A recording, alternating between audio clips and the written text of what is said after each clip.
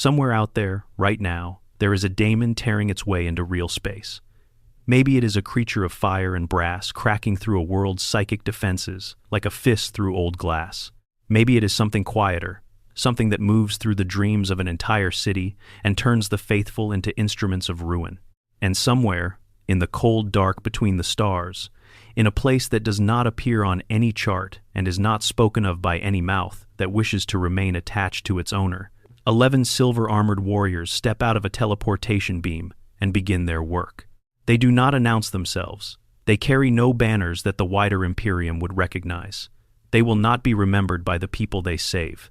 And when the last shell casing hits the ground and the last demonic shriek fades into silence, anyone who witnessed what happened will either have their memory carefully erased or will simply not survive the night. These are the Grey Knights, Chapter 666 of the Adeptus Astartes, and the single most tightly guarded secret the Imperium has ever produced. Today, we are going to do something that technically should get us mind-wiped.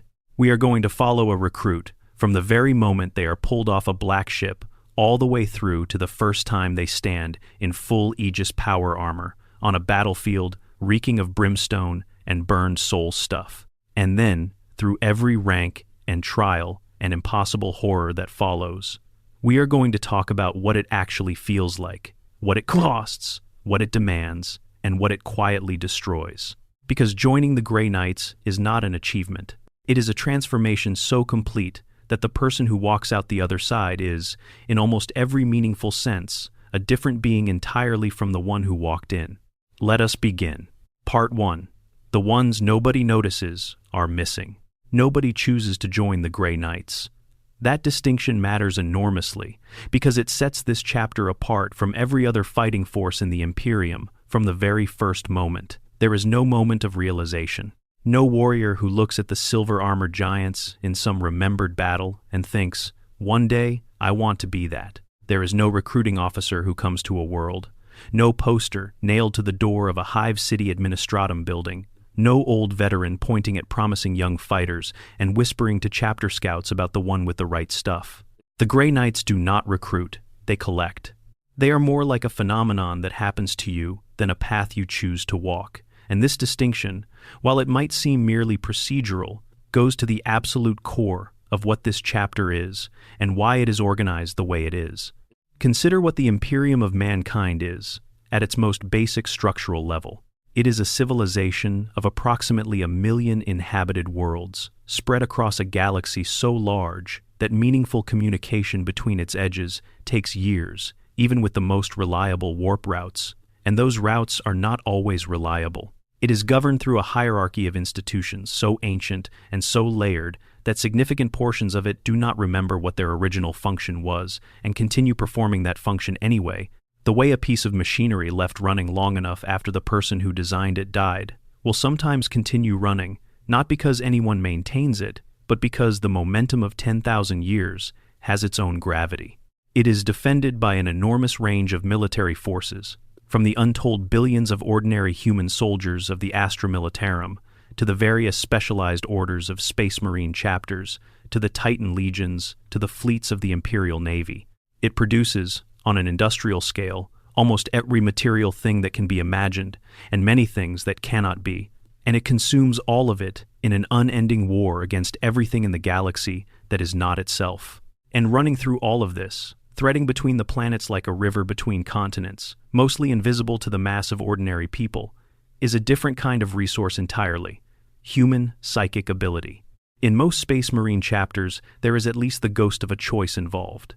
A young man from a feral world, maybe 16 or 17 years old, fights well in his tribal wars. The chapter's chaplains or scouts observe him.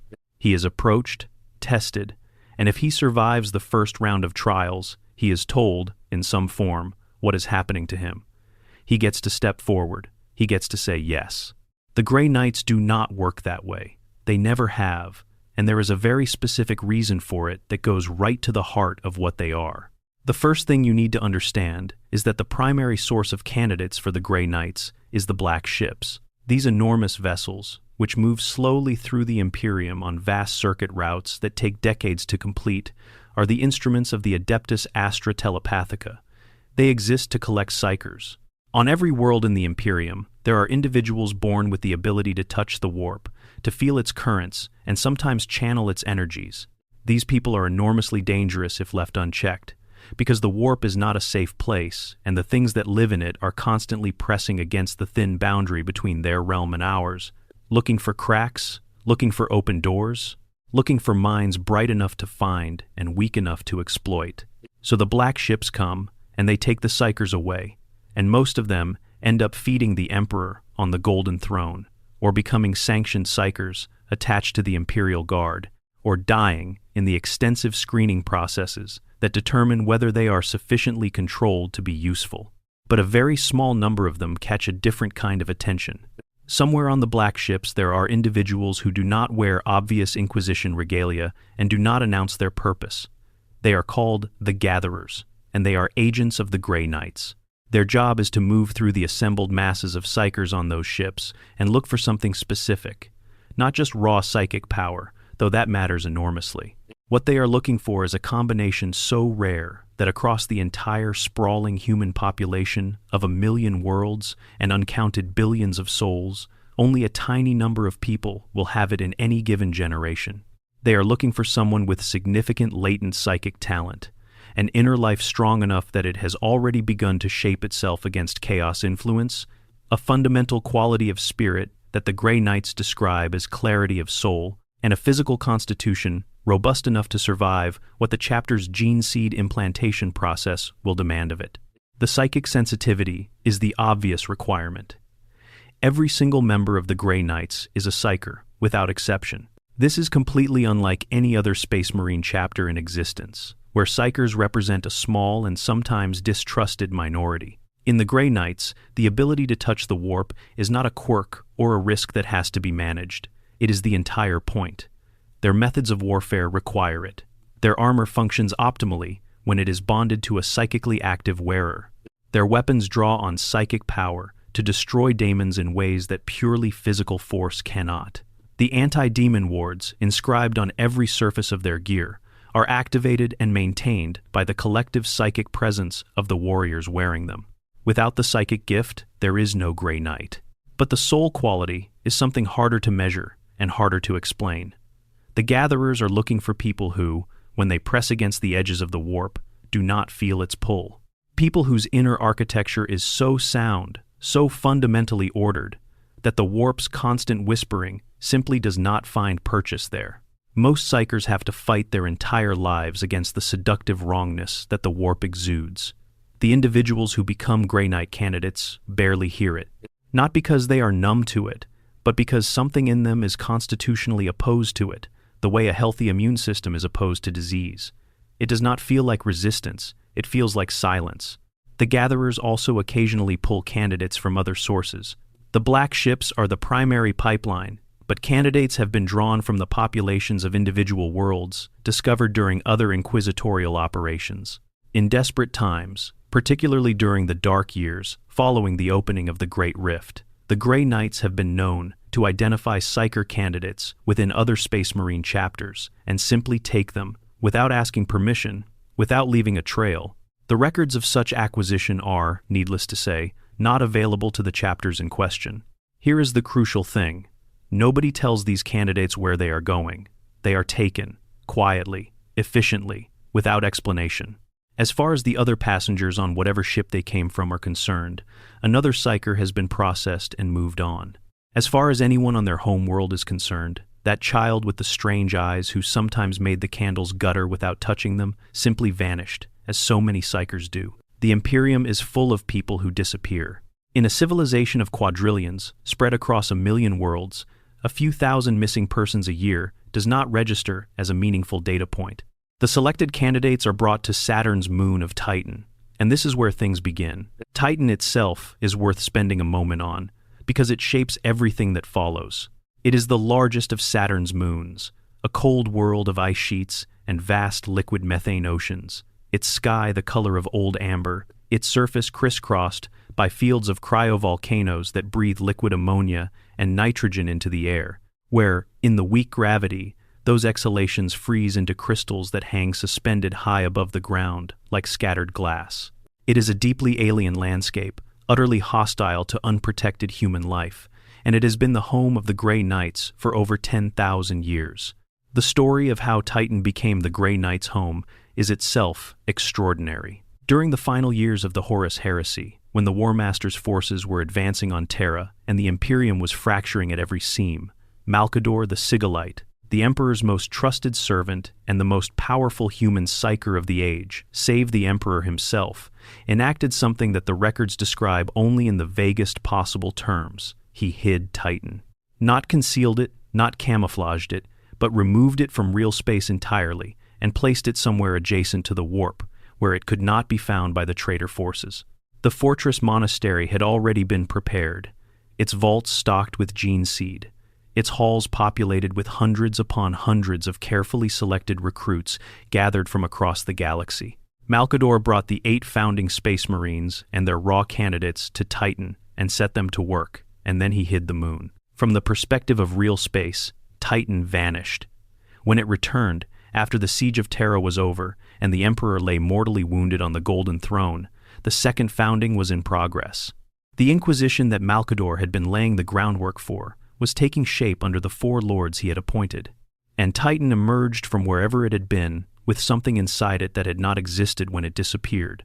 A full chapter of 1,000 trained Grey Knights, ready to begin their eternal war. The Citadel of Titan sits at the base of Mount Anarch, and it erupts from the ice like a jagged black spire, built entirely of basalt, dark and angular against that amber sky. It is festooned with macro cannons and lance turrets whose barrels never stop tracking the surrounding space. Broadsword Station hangs in orbit above it. The Grey Knights' own fleet berthed there in complete silence, ships that carry no chapter markings the wider Imperium would recognize. The Apex Cronus Bastion, a space station so large it registers as a small moon, hangs further out, a defensive measure of such staggering firepower that it reportedly surpasses even the Phalanx, the legendary fortress ship of the Imperial Fists. The few starship captains who do navigate near Titan keep a very wide berth, because everyone in the space lanes knows, in that instinctive way that superstition encodes genuine threat into navigational intuition, that you do not get close to that moon. Around Titan, several other moons of Saturn serve specific functions for the Ordo Malleus.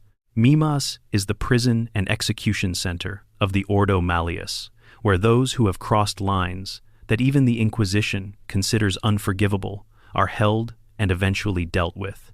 Enceladus houses some of the most senior leadership of the Ordo Malleus, those Inquisitor Lords who form the permanent institutional framework around which the broader Inquisition operates. These moons form a quiet constellation of dedicated purpose, each one unknown to the general population of the Imperium, each one part of the infrastructure of a war that the people it is being fought for will never know about. Even the existence of the Citadel is a secret. Officially, it is not there. The Adeptus Terra does not acknowledge it. It does not appear in most Imperial records. In the anarchy of the Second Founding, when the Grey Knights were quietly added to the rolls of new chapters as Chapter 666, the number itself was chosen deliberately, slipping in among the hundreds of other new chapter designations being registered at the same time, a barely noticeable addition that nobody with the wrong security clearance would ever look at twice. There were barely 400 chapters commissioned at that time. Chapter 666 appeared in the records with a gap in the numerical sequence before it, as if other chapters had existed and been removed from the accounting. In the chaos and complexity of a major reorganization of the Imperium's military structure in the immediate aftermath of the most destructive war in human history, nobody noticed. Nobody was supposed to notice. When the candidates arrive on Titan, none of this context is available to them. They arrive disoriented, having traveled on vessels where they were kept separate from other passengers, fed and kept healthy, but given almost no information. They are young. Most of them are adolescents. Some of them have never left their homeworld before being taken by the black ships. Some of them have already survived months or years of processing on those ships. All of them are frightened, though the ones with the quality of soul the gatherers were looking for tend to experience that fear in a particular way, not as panic, not as a desire to flee, but as a kind of cool, steady alertness that keeps the world very clear and very present. The first thing they see of Titan if they are conscious when they land, is the sky. The amber sky of Saturn's largest moon, thick with atmospheric haze, the ringed bulk of Saturn itself, visible through gaps in the cloud cover, casting a pale, fractured light across the landscape below. And against that sky, the black shape of the citadel, erupting from the ice and basalt of Mount Anarch's foothills, like a statement rather than a building. Not, here is a place where people live. More like, here is a place where something serious has been happening for a very long time, and is still happening, and will continue to happen after everything that made you who you are has been remade into something else. The silence of Titan is the other thing people notice. It is not the silence of an empty place. It is the silence of a place where sounds are deliberately controlled, where the massive void of space presses in from all sides, and the thin atmosphere filters even what little ambient noise the cryovolcanic fields and liquid methane oceans generate. Inside the citadel, the silence has a quality that is almost architectural. The walls absorb sound in ways that suggest purpose. Sound that enters the citadel does not echo in the way that sound echoes in ordinary buildings. It is contained, directed, managed, the way everything in this place is managed, with a precision that is itself a kind of message to anyone perceptive enough to read it. The candidates are brought to their first accommodations, which are comfortable by the standards of what follows, and they wait.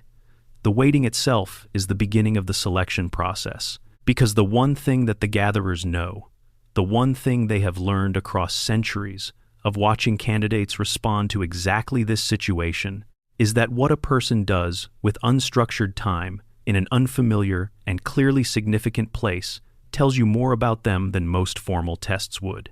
The ones who respond to the uncertainty with productive internal activity, who use the waiting to observe, to think, to build some internal model of what they are in, without the information to confirm or refute it, without the social support of people who understand what they are going through. Those are the ones the chapter is looking for. They are brought through the gates of the citadel, and the trials begin. If you are watching this, drop a comment telling me where in the world you are and what time it is. I genuinely love knowing where this reaches people. And if you have not subscribed yet, please do. It keeps this channel alive, and it means everything. Part 2. The 666 Rituals of Detestation. The Chamber of Trials on Titan is not a room. It is not even a building in any conventional sense. It is the entire lower section of the citadel, and a significant portion of the cavern systems that extend deep into the body of Mount Anarch itself. A labyrinthine network of spaces ranging from grand vaulted halls to passages so narrow a man has to turn sideways to pass through them, lit, in some sections, by cold, pale lumens, and in others, by nothing at all. The walls in the warded sections are covered in the same kind of inscriptions that appear on Grey Knight armor, lines and geometries of text so dense that the underlying rock is no longer visible. Some of these inscriptions are purely passive wards. Others are something more active, things that react to the presence of psychic energy with a faint warmth, things that carry a recorded charge of anti-demonic intent, built up over 10,000 years of use by warriors, whose psychic presences were themselves extraordinary. Walking through the Chamber of Trials is not like walking through an empty corridor. It is like walking through a building that is paying attention to you. The candidates who enter it are stripped of everything they had before. Their clothes, their names, any personal possessions they had managed to keep through the Black Ship's process. They are given numbers. For the duration of what follows, they are not people. They are candidates. They are possibilities. Whether they become something more than that depends entirely on what they can endure. The Grey Knights who oversee the early phases of the trials are not cruel in the way that, say, a sadistic warden is cruel. There is no pleasure in what they do. What there is, instead, is a severe practicality that is itself a form of respect. These chaplains and senior brothers who walk the candidates through the first stages of the process understand exactly what is at stake. They have been through this themselves. They know what it demands and what it takes away. They are not unmoved by what happens in those chambers. They have simply been moved by it long enough that the emotion has become integrated into their understanding, rather than sitting on the surface of it. They watch without flinching because they have already flinched years ago and processed it and decided that the work was still worth doing. What follows is formally called the 666 Rituals of Detestation. The number is not an accident. Everything about the Grey Knights involves careful numerological weight. 666, the number of their chapter designation, the number of their founding trials, the number of words of sanctity that are inscribed on the body of a fallen Grey Knight before interment in the dead fields below the citadel. These numbers do not merely signify things. In the cosmology of the Grey Knights, they actively function as wards, as weapons, as tools of psychic architecture. Numbers can be true names. Numbers can be walls. The rituals themselves are not documented in any way accessible to anyone outside the chapter. What we know of them comes from scattered references in inquisitorial records, from the accounts of scholars who have been given partial access to Grey Knights lore, and from inference based on what the finished product of the process looks like and what it needs to be capable of. So let us talk about what can be known. The trials are divided into phases. The first phase is purely physical, and it exists to eliminate candidates who are simply not going to survive the gene seed implantation process, regardless of their psychic gifts or spiritual quality. The demands placed on the human body by Space Marine transformation are extraordinary under any circumstances. 19 organs must be successfully implanted, each one requiring the body's immune system to accept a foreign biological structure and integrate it over a period of months, and each one failing in a non-trivial percentage of candidates across all chapters. For the Grey Knights, the gene seed itself comes from a source unlike any other in the Adeptus Astartes. It is suspected, though not officially confirmed, to have been derived directly from the Emperor's own genetic material, not from any Primarch. Not from a diluted line that goes back to the Emperor through a chain of inherited genomic data. From the Emperor himself, directly. This makes it simultaneously the most powerful gene seed in existence and the most demanding. The body it is introduced into needs to be exceptional. The physical trials in the first phase of the Chamber of Trials are brutal in a way that goes beyond any recorded equivalent. The Codex Astartes, the standard framework for Space Marine training across most loyal chapters, prescribes years of progressive physical conditioning before gene seed introduction. The Grey Knights do not operate on that timeline. From the earliest days of the Chamber of Trials, candidates are exposed to conditions that would kill an ordinary human and do sometimes kill these candidates. They trek through the haunted plains of Xanadu Regio on Titan's surface, in conditions that require even the environmental suits they are given to work at the absolute edge of their capability. They descend into the pitch-black cavern systems beneath Ganeza Macula, tunnels that are not empty and have not been empty for a very long time, where things that have been sealed away from the world above press against the walls of their confinement and test the resolve of anyone who passes near them. Barely one candidate in 1,000 survives the first rite of passage through Xanadu Regio. Most of those who make it through that are killed in the cavern descent.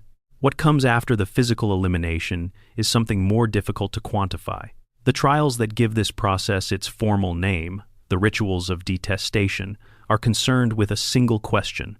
When a daemon stands in front of you and offers you everything you have ever wanted, or shows you the most terrible thing you can imagine, or simply exists in your presence, radiating the kind of psychic wrongness that makes even trained inquisitors vomit and weep, what does your soul do?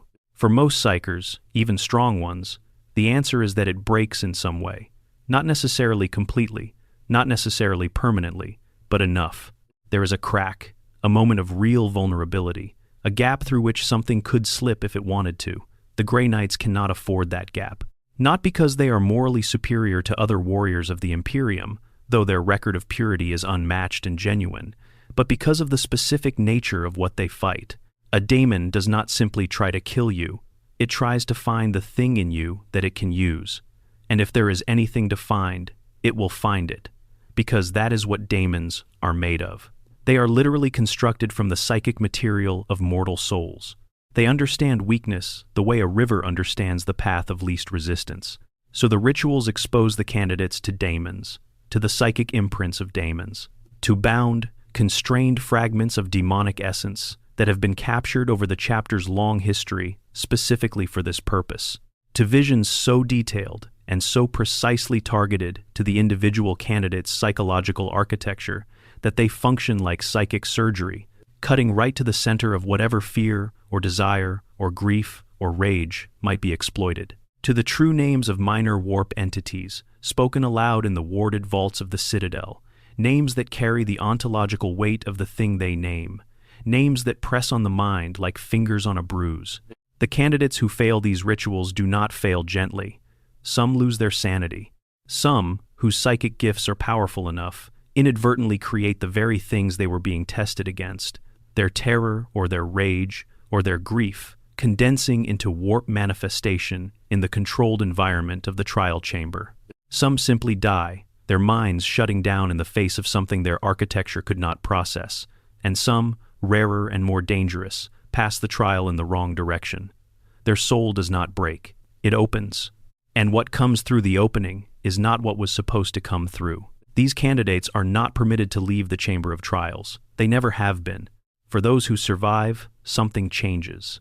It is not always obvious from the outside, but the chapter's senior members, the chaplains who oversee the trials and the brother captains who evaluate the survivors, can see it. The candidates who make it through the full 666 rituals have been tested at a level that simply cannot be falsified. There is no way to fake the right response to a bound demon fragment pressing directly on the naked surface of your psyche.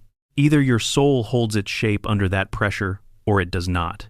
And the ones whose souls hold their shape emerge from the chamber of trials with something that was latent in them before beginning to actualize. A calm, a clarity, something that the Grey Knights themselves call the first stirring of the Aegis, the psychic self-armor that will eventually, after full training and gene seed integration and years of spiritual discipline, become one of the most powerful anti-daemon protections any individual warrior in the Imperium can carry. By the time a candidate completes the Chamber of Trials, they are referred to as novitiates. They have not yet received the gene seed. They have not yet become space marines in the biological sense. But they have become something else, something harder to name. They have passed the only test that the Grey Knights truly cannot accept failure on. Everything that comes after is in some sense secondary to this. The gene seed can be implanted, the muscles can be grown, the organs can be integrated. But the quality of soul that the Chamber of Trials proves or destroys cannot be built after the fact. It is either there at the beginning, or the beginning is also the end. Part 3. The Emperor's Gift and the Changing of Flesh. The Gene Seed. The Emperor's Gift. There is no more loaded phrase in the context of the Grey Knights, because unlike every other chapter, their gene seed does not come from one of the 20 Primarchs. The 20 great sons of the Emperor, those towering superhuman beings whose genetic material seeded the legions, are the template for all other Space Marine chapters. 9 loyal, 9 fallen, 2 lost. Every chapter traces its genetic lineage back to one of those 20 figures, and that lineage shapes everything about how the chapter fights, how it thinks, what its particular psychic sensitivities are, and what, if anything, might make its gene seed unstable or prone to particular forms of mutation. The Grey Knights have none of that. Their gene seed was engineered from the Emperor's own genome, directly. The same genome that was elevated beyond human comprehension during the dark age of technology, the same biological architecture that sustains the most powerful psychic entity in human history on the Golden Throne. When this gene seed is implanted into a surviving novitiate on Titan, it begins a process of transformation that is, in meaningful ways, more extreme than what happens to any other Space Marine recruit in any other chapter. Let us walk through what this actually entails, because the biology of it, when you sit with it, is astonishing. The standard Space Marine transformation involves 19 distinct implanted organs. The process takes years, because the body must adapt to each one before the next can be safely introduced. The zygote, the primary heart, the osmodula that thickens the bones and fuses them, the biscopia that drives enormous increases in muscle mass, the hemostamen that alters the blood chemistry, the Laraman's organ that creates a clotting mechanism so fast that most wounds stop bleeding almost immediately. Then, the catalepsian node that allows sleep in one hemisphere of the brain while the other remains alert. The preumnor, a secondary stomach that can analyze potential toxins. The omophagia, which allows a Space Marine to absorb some of the genetic memory of prey they eat, one of the more extraordinary pieces of biological engineering in the Imperium's history. the multi-lung that can filter most atmospheres, the oculobe that enhances vision, the liman's ear that enables perfect directional hearing and extraordinary noise filtering, the succinate membrane that can place the body into stasis if injured badly enough, the neuroglottis that functions as an advanced chemical sensor in the tongue and throat, the mucranoid gland that enables the skin to survive vacuum exposure and extreme temperatures, the Becher's gland that can produce a powerful acid, the progenoid glands, which store and develop new gene seed for future recruits, and finally, the black carapace, the interface implanted directly into the nervous system and under the skin, which allows the warrior to bond neurologically with their power armor and operate it as an extension of their own body. All 19 of these organs are present in Grey Knights, but the Emperor's own genome adds things that are unique to this chapter. The silver purity wards that are implanted under the skin are not simply decorative. They are hexagrammic and pentagrammic sigils, etched in silver directly into the flesh, covering the Grey Knight's entire body in a network of sacred geometry that functions as a physical component of the Aegis. These marks are not tattoos. They are subdermal, pressed into the tissue beneath the skin, and they carry a permanent, low-level anti-daemon charge. A daemon that manages to physically touch a Grey Knight does not simply touch flesh and armor. It contacts this network of warded silver, and it burns.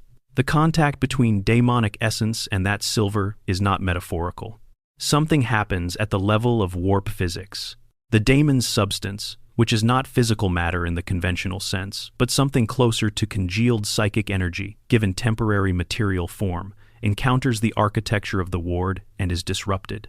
The integration of all these components takes time. During this period, the novitiate, who has survived the Chamber of Trials, is housed in the upper sections of that same labyrinthine complex, receiving their implants in careful sequence, recovering between each one. They are also, during this time, receiving their primary psychic training, because unlike other space marines who might spend their early service in scout companies, learning battlefield roles before their transformation is complete, Grey Knights begin learning to weaponize their psychic gifts almost from the beginning. The two processes are deliberately intertwined. As the body changes, the psychic training provides a framework for the new biological architecture to orient itself around. The neurological changes brought by the catalepsian node and the various implants that affect brain chemistry are guided and shaped by the meditation practices and psychic exercises. The novitiates are learning simultaneously. During all of this time, the novitiate is still known only by their number. Their old name is not spoken. This is partly strategic and partly a recognition of biological reality. The training a Grey Knight undergoes is of such sustained intensity, and the psychic experiences within it are of such profound weight, that the original personality of the recruit is substantially restructured in the process. Not erased, not replaced, but reorganized around a new center of gravity. The memories of childhood, of family, of homeworld, of the things that made a specific person who they were before the black ships. These do not necessarily disappear, but they recede. They become distant, like something seen through very thick glass. The self that the recruit had before Titan is still there in some sense, but it is not the self that emerges from the Chamber of Trials and the gene seed integration and the years of training. That self is new, and it needs a new name to match. The names the Grey Knights take upon completion of their training are not chosen by them. They are given, chosen from a library of fragments maintained in the chapter's deepest archives, and every name in that library is a fragment of magical lore, not metaphorically magical, actually magical, in the sense that it carries genuine warp weight.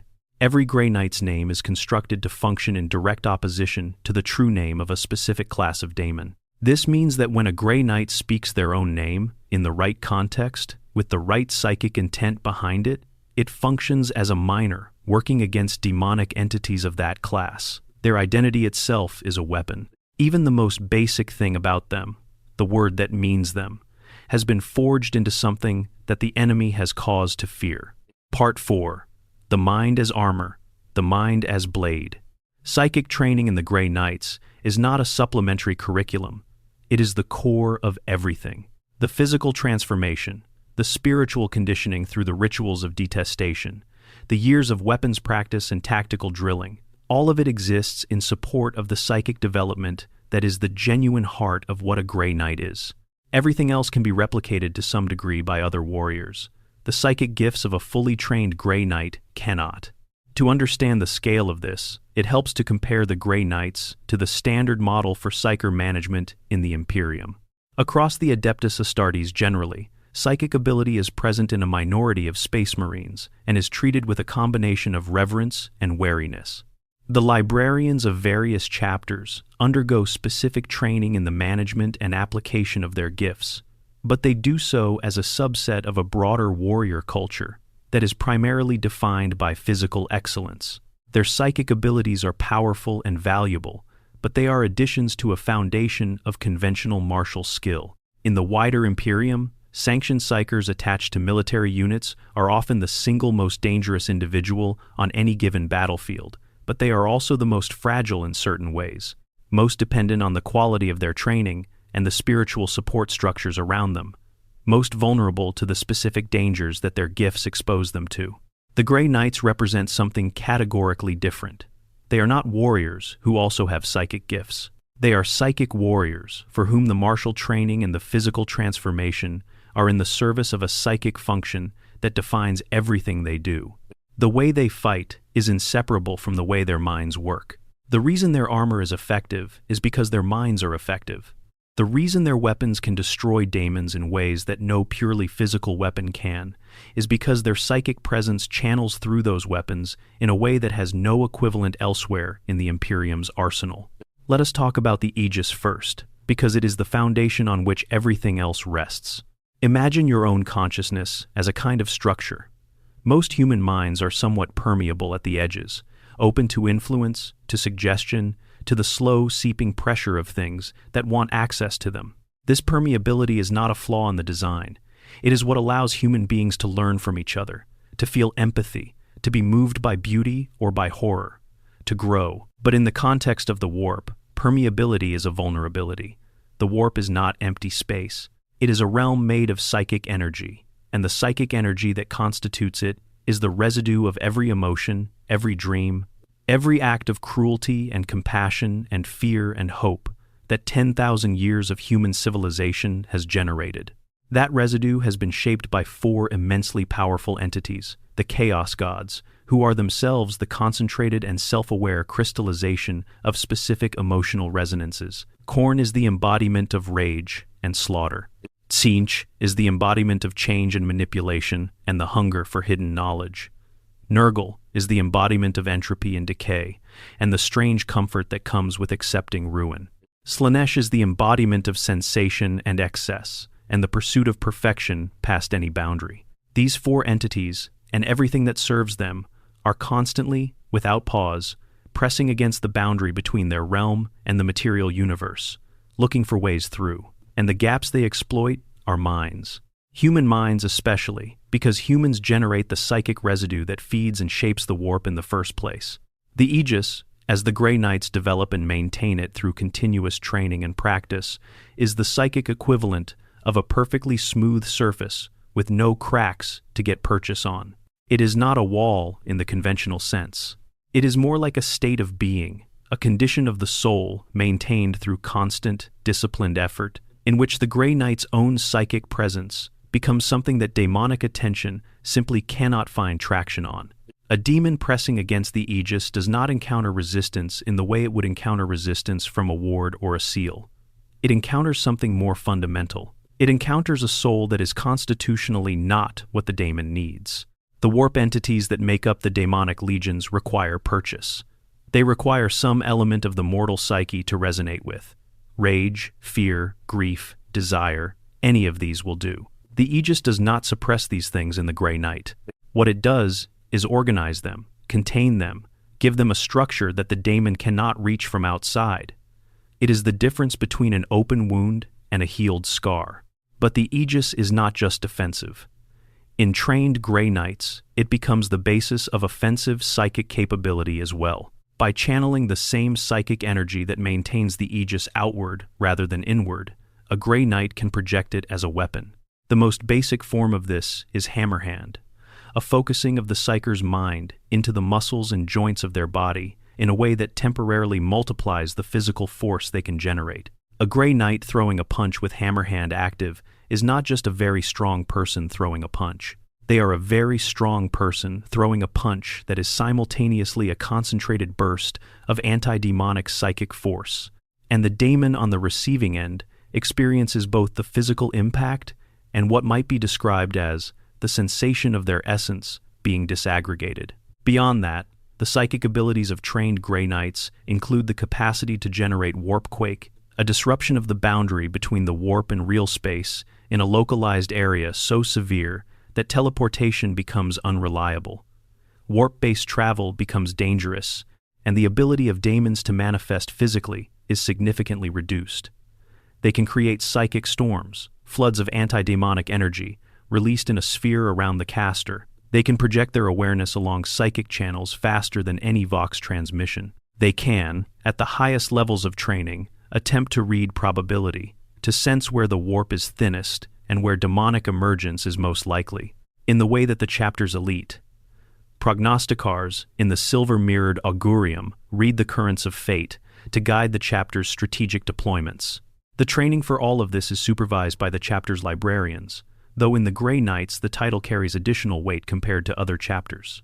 A Grey Knight librarian is already an extraordinarily powerful psyker by the standards of the Adeptus Astartes generally. They function as the primary psychic faculty of each brotherhood, leading the collective psychic workings that allow an entire squad of Grey Knights to operate as a gestalt, their combined psychic presence, multiplying the power of individual abilities and extending the reach of the Aegis to cover everyone nearby.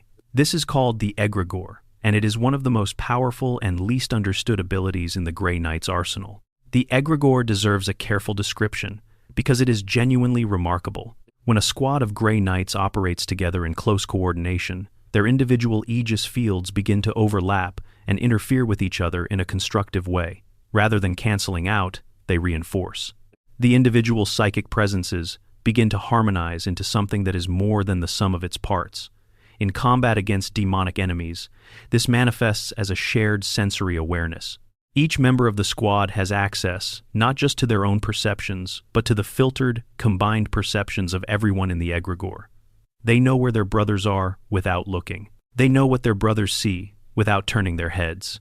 The daemon that was attempting to flank the squad from an angle no individual warrior could cover finds that the Grey Knights were aware of it before it moved, because some part of the collective awareness was already oriented in that direction. The Egregore also provides a psychic warning system of remarkable sensitivity. Demonic entities approaching from warp space, whose physical manifestation is still incomplete, are detectable through the Egregore's collective sensitivity before they would be detectable by any individual psyker. The years of psychic training also involve something that seems counterintuitive when described, but makes perfect sense when you understand the logic behind it. The Grey Knights are required to study demons. In exhaustive detail, the chapter maintains the Librarium Daemonica, a collection of texts and records and sealed psychic recordings that represents the Imperium's single most comprehensive repository of demonic lore. Books bound in materials that would not bear thinking about, texts written in inks that glow faintly in the dark and occasionally shift position on the page. Recordings of true names kept behind 17 different layers of warding so that the names cannot be spoken by anything that accesses the record without the correct authorizations. Descriptions of demonic physiologies, psychic signatures, tactical behaviors, historical appearances across 10,000 years of Grey Knight deployments. Assessments of how specific daemons have been previously destroyed or banished, what worked and what did not, and why.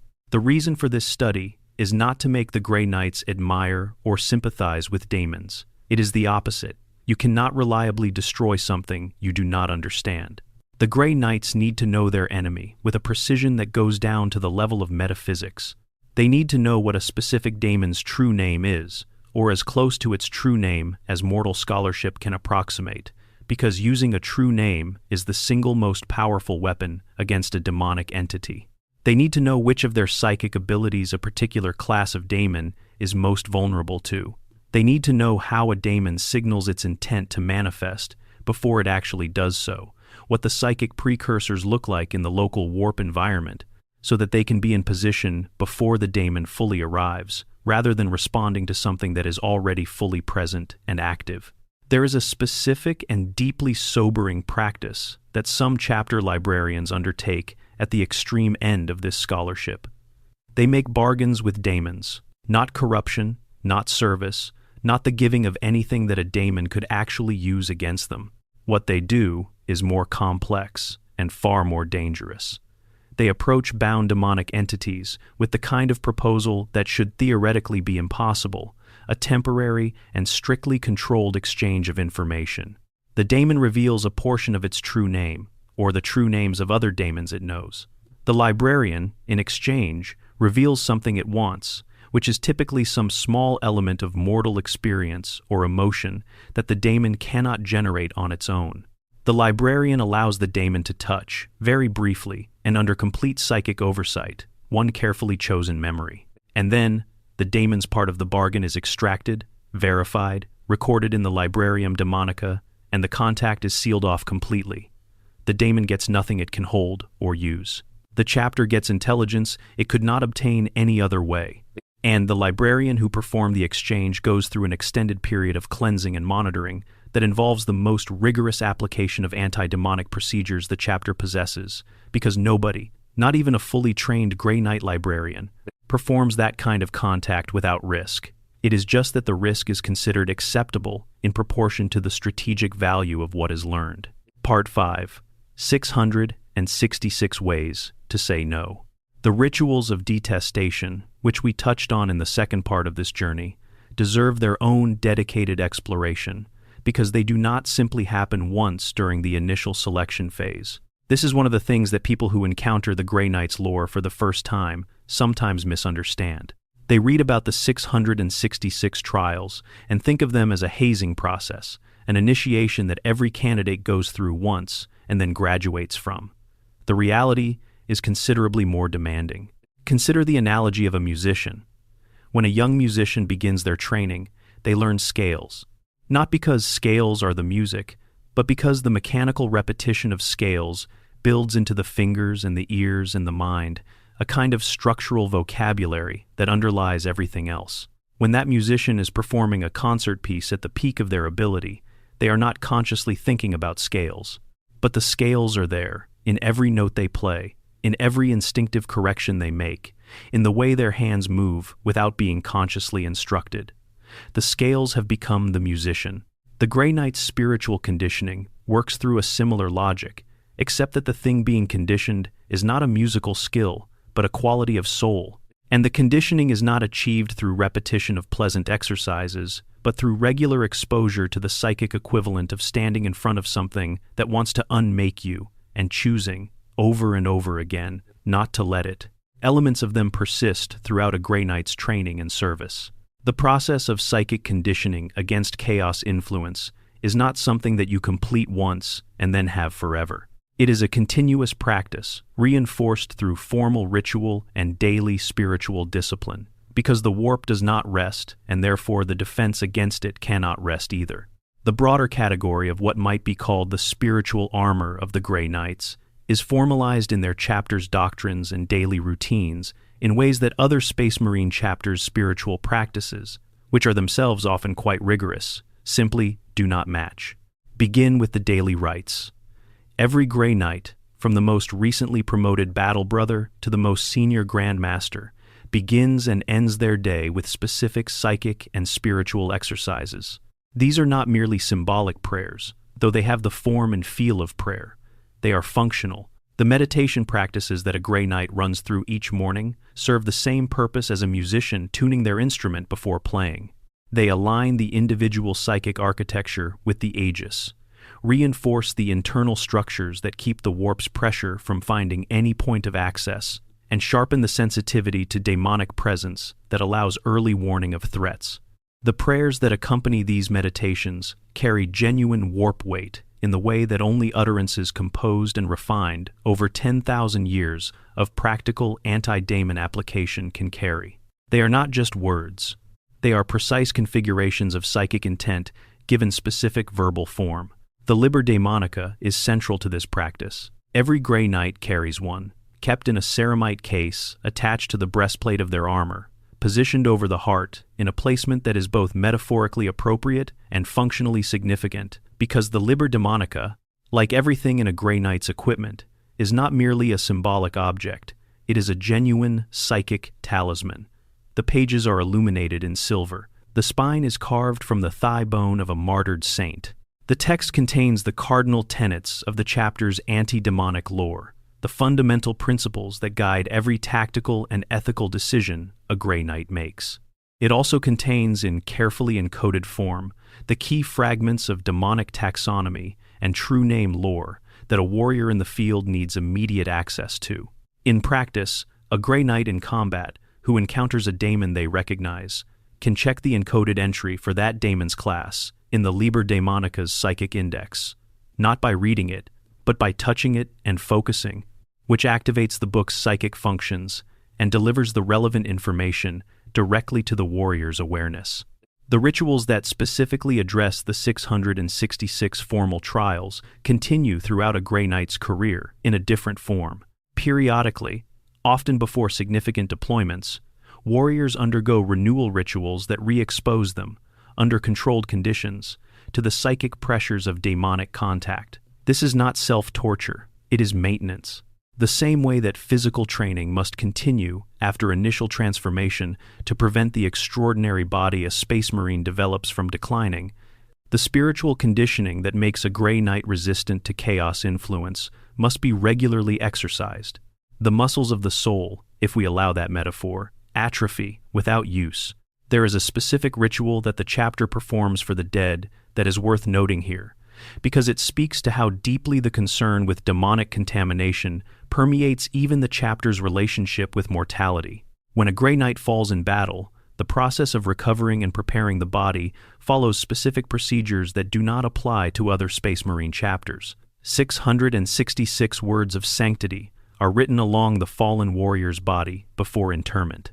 These words, chosen from the Librarium Daemonica, form a final seal. The reasoning is straightforward and devastating in its implications. A Grey Knight carries so much psychic material, has been in contact with so many demonic entities over the course of their service, carries the residue of so many encounters with the worst the warp produces, that even in death, their remains are a potential point of vulnerability. The 666 words of sanctity ensure that nothing follows a fallen knight out of the warp through the door of their death. The dead fields beneath the citadel, where the honored warriors of 10,000 years rest, are among the most heavily warded locations in the Imperium. Each chamber in those catacombs contains the dead of an entire century, and each tomb is marked not just with a plaque, but with a statue of the interred warrior. In a chapter whose existence is a secret, where no banners the outside world would recognize hang in any public space, where names are never spoken in inquisitorial hearings without heavy encryption, these statues in the dead fields are the only monuments the Grey Knights will ever have. The rituals also shape how Grey Knights interact with their weapons, with their armor, with every piece of equipment they use. The preparation of a Grey Knight before deployment is a lengthy process that involves anointing each piece of armor with consecrated oils, checking and reinforcing the psychic wards inscribed on every surface, reciting specific invocations over each weapon, and running full diagnostics on the Aegis channel filaments woven through the armor's structure to ensure they are fully functional. This is not ceremonial for its own sake. It genuinely matters that these things are done correctly, because the armor and weapons of a Grey Knight derive significant portions of their anti-demonic function from this regular maintenance.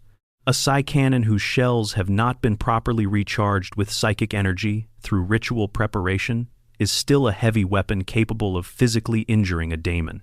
But a properly prepared psi cannon, whose ammunition has been charged by the psychic attention and focused intent of the warrior who will use it, is something different entirely. It does not just wound the daemon's physical manifestation. It disrupts the warp substance that makes the daemon what it is, hitting something deeper than flesh, something closer to the daemon's actual nature. Part 6. The Silver That Burns and the Words That Kill. A Grey Knight's equipment is not gear in the sense that a guardsman's lasgun or even a regular Space Marine's bolter is gear. Each item is a precisely crafted psychic weapon system disguised as conventional military hardware. The armor comes first, because it is what you see, and what you see is remarkable. The suits worn by Grey Knights, whether the standard Aegis power armor of the rank-and-file brothers or the hulking Terminator-grade armor of the Paladin Order, are immediately distinctive. They are silver. Not painted silver over a base material, but genuinely silver in their surface treatment, a deliberate choice that connects to the chapter's spiritual architecture. Silver is, in the vocabulary of Grey Knight lore, anathema to demonic entities in a way that goes beyond the symbolic. The surface of the armor is covered in inscriptions, wards, seals, hexagrammic and pentagrammic devices so dense that the armor's original surface is almost entirely hidden beneath them. Every available space carries something. Chapter devices, yes, and the names of the warriors' kills in carefully encoded notation, but primarily, overwhelmingly, anti-demonic script. The psychoconductive filaments woven through the armor's structure take the aegis that the warrior generates internally and channel it outward through the armor itself, so that the suit becomes an extension of the warrior's psychic presence. When a fully activated Grey Knight in full aegis armor stands in front of a daemon, the daemon does not simply see a very dangerous warrior.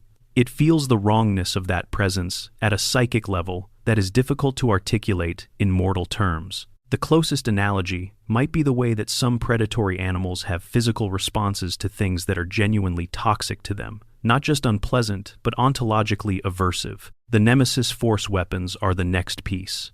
Every Grey Knight carries at least one, and the variety within that category is substantial. The most common is the Nemesis Force Sword, a weapon that looks like a power sword, but is fundamentally different. A power sword disrupts and cauterizes by channeling disruptive energy through the blade's disruption field. A Nemesis Force Sword does all of that, but it also channels the wielder's psychic power directly into every strike. The amount of force channeled corresponds to the wielder's psychic ability. On a standard Space Marine, this mechanic is somewhat academic, since they are not psychers and thus bring nothing to the channel. On a Grey Knight, it means that a strike from a Nemesis Force Sword carries not just the physical impact and energy field of a power weapon, but a focused burst of the wielder's psychic presence, directed specifically at the warp substance that the daemon is constructed from. It does not just cut the daemon's physical manifestation, it attacks its actual nature. Against a sufficiently powerful psyker, a successful strike from a Nemesis Force weapon can unravel a daemon's ability to maintain coherent manifestation entirely, forcing it back into the warp before it would naturally have been defeated. The Nemesis Daemon Hammer is a variation that trades the sword's precision for catastrophic impact. The Force Hammer principle combines the crushing force of a Thunder Hammer with the Nemesis Psychic Channel, and the result is a weapon that can, in the hands of a sufficiently powerful Grey Knight, destroy the manifestation of a greater daemon with a single blow. Not reliably, not against the most powerful entities, where this would require more psychic force than any individual Grey Knight, short of the Grand Masters, could generate, but against daemon princes and the more substantial entities below greater daemon classification, the Daemon Hammer in the hands of a skilled paladin is one of the most devastating weapons available to any single Imperial warrior. The Nemesis Halberd is another favored form, a polearm version of the force weapon principle that extends the Grey Knight's reach while maintaining the psychic channel. Halberds have been recorded in Grey Knight use for as long as the chapter has existed, appearing in the earliest battle records from the founding era. There is also the Nemesis Warding Stave, a more defensive variant whose hollow haft contains refractor field generators capable of projecting a gravitic force barrier, making the bearer significantly harder to damage by both physical and psychic means. At range, the standard Grey Knight carries a Storm Bolter mounted at the wrist, integrated into the armor rather than handheld, freeing both hands for Nemesis weapon use when necessary. But the specialist ranged weapons are what require careful attention. There are, in the close of the 41st millennium, perhaps only a few score psy-cannons in existence. They date from the dark age of technology, and the knowledge of how to create new ones has been lost for millennia. The psy-cannons that survive are in the custody of the Grey Knights, because only Grey Knights have the psychic strength necessary to activate their ammunition. The rounds fired by a psy-cannon are not conventional bolter shells. They are impregnated with negative psychic energy, a form of anti-warp charge that is devastatingly effective against anything of demonic nature. When a psy-cannon round strikes a daemon, it does not simply cause physical damage. It introduces a concentrated pulse of material realm energy directly into the daemon's warp substance, causing a form of internal disruption that scales with the quality of the psy-cannon and the psychic charge applied by the warrior firing it.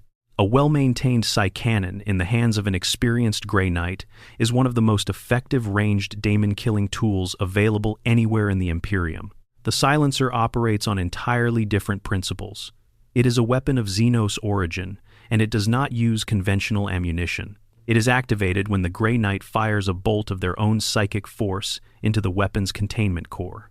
The resulting energy is then channeled and focused by a series of crystals within the weapon and released as a pulse of pure, concentrated psychic might.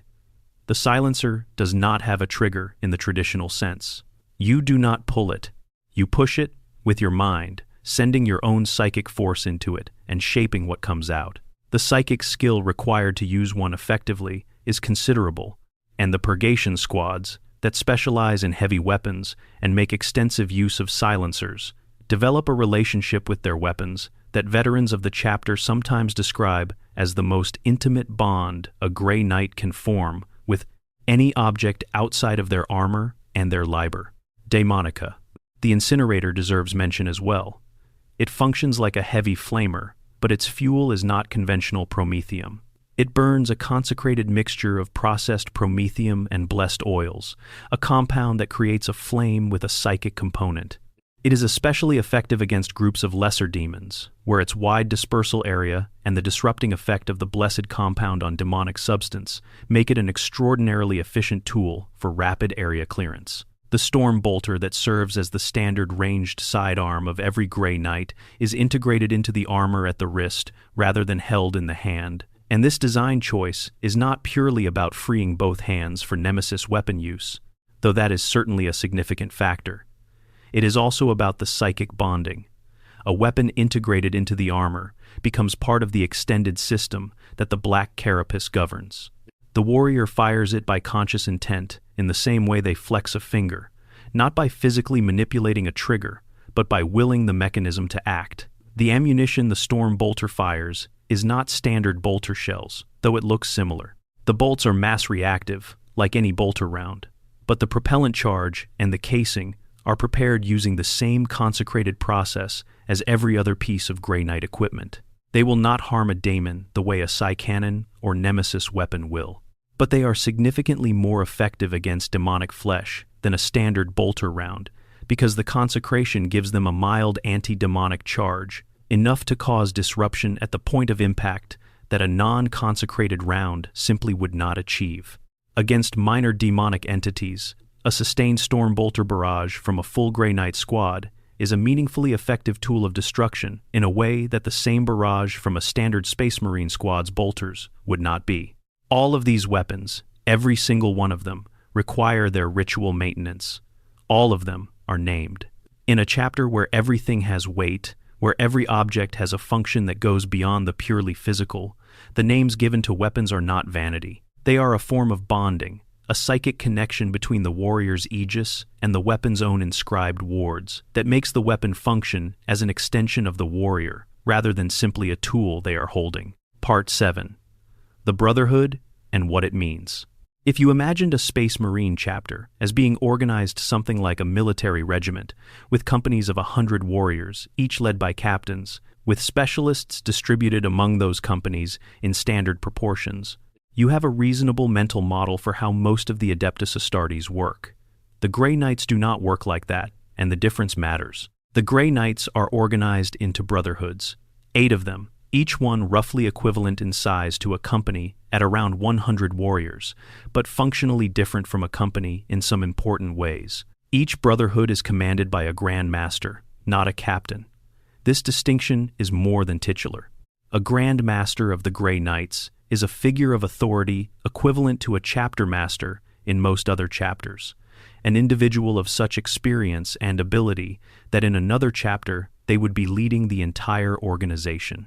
The fact that there are 8 of them in the Grey Knights simultaneously reflects the extraordinary density of talent within the chapter's ranks, and the scale of the task the chapter faces. The first brotherhood, known as the Swordbearers, maintains and administers the chapter's armory.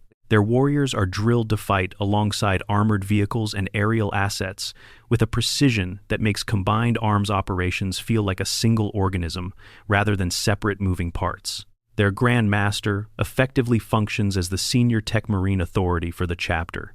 The second brotherhood, the Blades of Victory, specialize in rapid deployment and swift strikes, using teleportation tactics on a scale that other chapters typically reserve for specific special operations.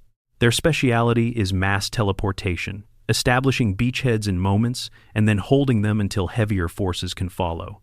Their Grand Master serves as Admiral of the Grey Knight's fleet.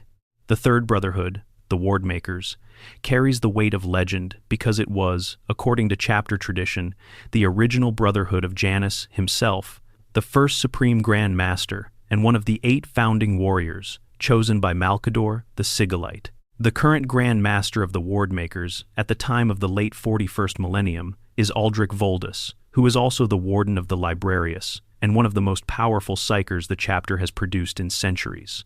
He is notable for generating a psychic attack so devastating that it pulled Kaldor Drago himself briefly back from the realm of chaos to participate in the destruction of the Daemon Makachin. The remaining brotherhoods each carry their own distinct character.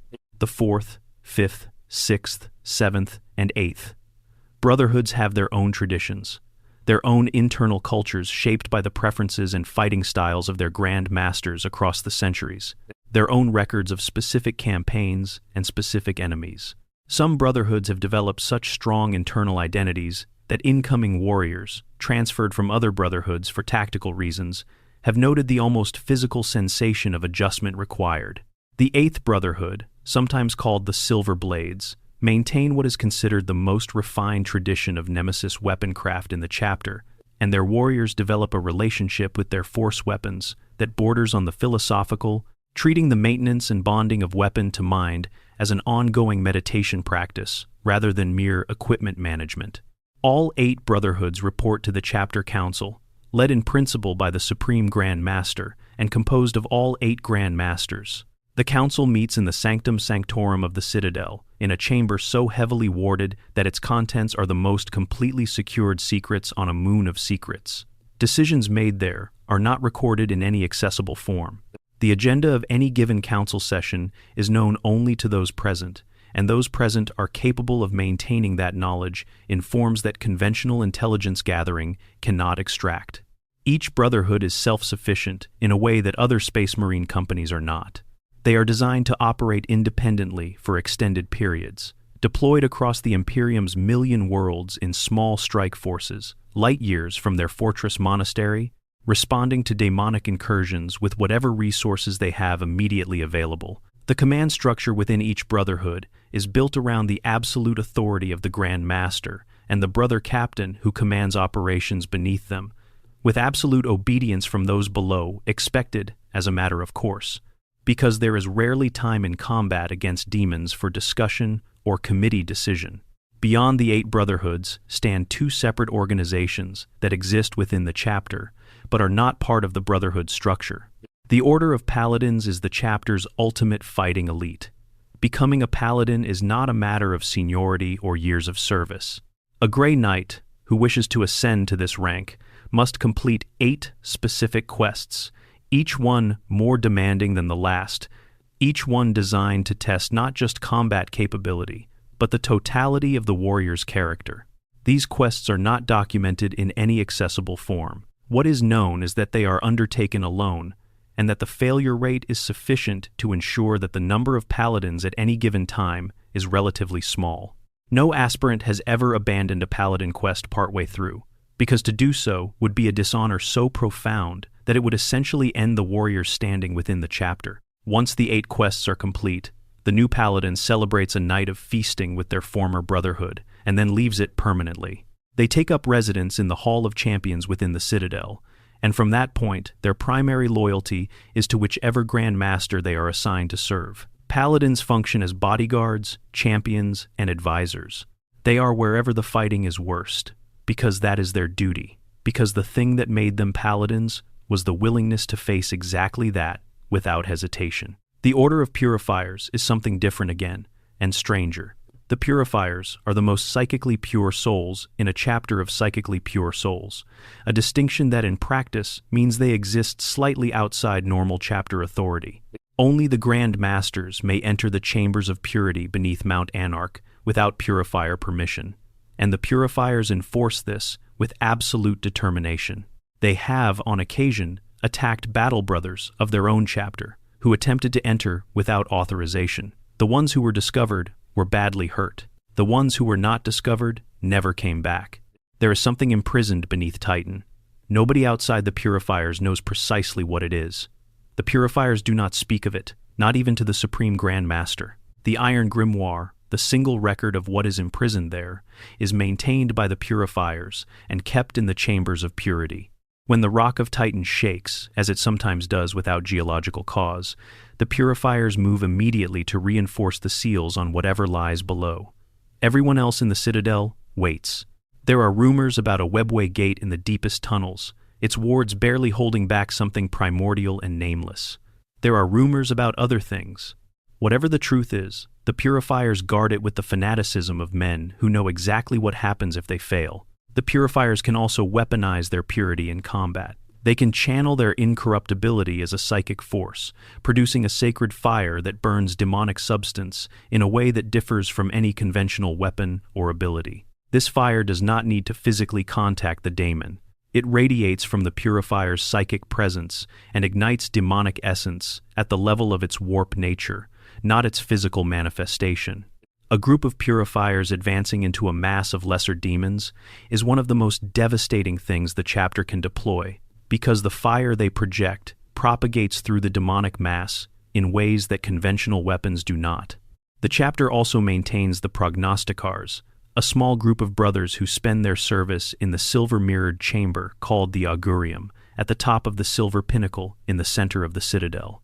These warriors give up active combat deployment and instead spend their days and nights within the Augurium, allowing their psychic awareness to range forward along the threads of probability that the warp makes accessible to sufficiently attuned minds. They sift through images of the past, present, and potential futures, looking for the dark coils of daemonic entropy that signal where the boundary between real space and the warp is thinning, where a tear is forming, where the chapter needs to be before the crisis becomes uncontainable.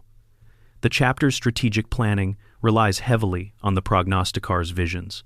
Deployments are made before incursions fully manifest based on their intelligence. Without the Prognosticars, the Grey Knights would always be responding to crises already in progress. With them, they sometimes arrive before the crisis begins. Part 8. The Grand Masters and the Halls of Legend. The Supreme Grand Master of the Grey Knights is the single most senior figure in the chapter, the leader of the chapter council formed by all 8 Grand Masters, and arguably the most strategically powerful individual in the service of the Ordo Malleus. At the close of the 41st millennium, the 48th person to hold this position is Lord Kaldor Drygo, who has been Supreme Grand Master for over a century, and has spent most of that time not on Titan, but in the realm of chaos itself. Drygo's story is worth sitting with for a moment, because it tells you something important about what the Grey Knights ultimately represent. As a simple battle brother of the Third Brotherhood, he banished the Daemon Prince Makar the Reborn on the world of Acrylum. Makar, in its dying moments, cursed him with a damnation deferred, that if he ever returned to Acrylum, he would walk with damnation for 10 millennia. Drygo did not think much of this at the time. He spent the next 2 centuries killing daemons and rising through the ranks, eventually reaching the position of Grand Master through exceptional ability and relentless service. Then, in 901, Meners 41, during the Battle of Cornovan, the Daemon Primarch Mortarion killed the Supreme Grand Master Geronitan. Drygo flew into the kind of rage that in any other warrior would be a vulnerability. In Drygo, it became a weapon. He assaulted Mortarion, one of the original 20 Primarchs who had been corrupted by chaos and elevated to daemonhood over 10,000 years, and he defeated him.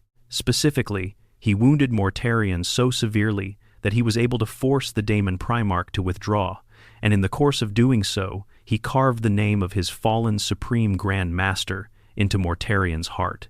Not symbolically, actually, with his Titan sword, and Mortarion has carried it there ever since.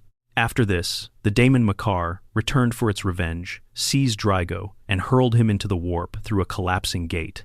And there he has been ever since, roaming the realm of chaos, which exists outside normal time and space, fighting an eternal war against everything the chaos gods send against him, carving the names of heroes and saints into the flesh of greater daemons, disrupting the ceremonies of the dark gods in their own domain, and occasionally, when the boundary between warp and real space is sufficiently thin, stepping back into the material universe to fight alongside his Grey Knights before being pulled back again. He is not dead. He does not die. The realm of chaos corrupts and destroys most mortals, who enter it with such completeness that they cease to exist as coherent individuals within minutes or hours. Drygo has survived there for over a century.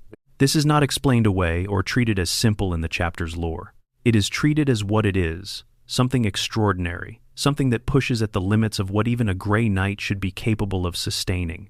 Whether the Chaos Gods keep him alive because they find him entertaining, or whether something in his fundamental nature makes him indestructible in a way they cannot overcome, or whether his survival is a form of slow attrition that will eventually end in a way nobody is tracking, is left deliberately unclear. What it represents, symbolically and practically, is the cost of the fight. Drygo is the supreme Grand Master of the most elite chapter in the Imperium, and he cannot go home. He cannot stand in the Augurium and plan campaigns. He cannot train new brothers. He cannot sit in the Hall of Champions and speak with his paladins about the state of the chapter's wars. He is fighting, always fighting, in a place where time does not run straight, and where nothing he destroys stays destroyed forever, because daemons dispersed in the warp simply reform eventually. He wins every individual engagement and cannot win the overall war by definition, because the war cannot be won, only sustained, only fought through, only outlasted by a civilization that manages to not break before some unimaginable dawn. Castellan Garin Crow is another figure who demonstrates the weight that comes with Grey Knight service. He is the champion of the Order of Purifiers, the leader of those most psychically pure warriors in a chapter of psychically pure warriors. His specific burden is the Black Blade of Antwire, a demon sword of such virulently powerful warp nature that the chapter can neither destroy it nor safely intern it in the chambers of purity. It whispers, constantly. It cannot be stored, because whatever contains it eventually fails under the pressure of its nature.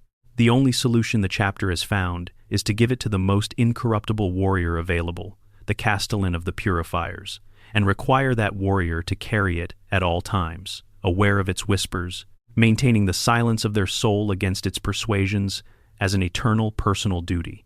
Crow can wield it in combat. Its demonic power makes it devastating against most targets, but drawing it means hearing it, and bearing it means that even in sleep, even in meditation, even in the Augurium, that whisper is there. He has carried it for decades. The chapter's scholars are fairly confident he will carry it until he dies, at which point the next Castellan will pick it up. There is one more figure worth addressing before we leave this section, because he represents something that the Grey Knights chapter has grappled with for a long time and continues to grapple with. Brother Captain Arvan Stern has served in the Grey Knights for centuries, and his service has been marked by extraordinary distinction and extraordinary bad luck in roughly equal measure. He banished a greater daemon of Tsiench during a significant campaign, which was an achievement of notable difficulty. The daemon, before it was dispersed, placed a working upon him, not a curse in the simple sense of a dramatic pronounce of doom. A Tsienchian working, the daemon of change and manipulation left something in the fabric of Stern's luck. A thread pulled loose, and ever since that moment, the things around Stern have had a tendency to go sideways in ways that should not, statistically, keep happening to the same person. Missions that should have been straightforward become complicated. Victories that should have been clean acquire unexpected costs. This has not prevented Stern from continuing to serve with full effectiveness, and the chapter has found value in understanding the mechanics of how a Legion Kian curse operates through the ongoing documentation of his career. But it makes him a somewhat melancholy figure, even within the chapter's culture, a warrior of evident ability who carries a permanent weight that no amount of spiritual conditioning or psychic cleansing has fully lifted. In the Hall of Remembrance, below the citadel, the names of every Grey Knight who has ever fallen are carved into a great basalt wall. Each name is there, not the names given to them at recruitment, those old identities that the training process mostly reclaimed from them, the names chosen for them by the chapter, the names that are fragments of magical lore and weapons in their own right, carved in a language that functions as inscription and ward simultaneously. The wall is very long. The chapter has been fighting for over 10,000 years. Part 9. What combat actually feels like. Let us imagine, for the purpose of this section, that we have followed a Grey Knight through the entire process of selection, trial, gene seed integration, psychic training, spiritual conditioning, equipment bonding, and brotherhood assignment. Decades have passed.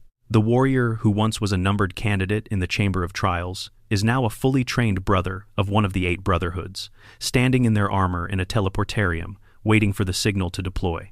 What does this feel like? The armor is the first thing to get used to, and it takes time even for Space Marines generally. Power armor interfaces with the black carapace, the final implant that sits just under the skin and provides a neural link between the warrior and the suit. Wearing it is not like wearing something heavy and constrictive. It is like having a second body.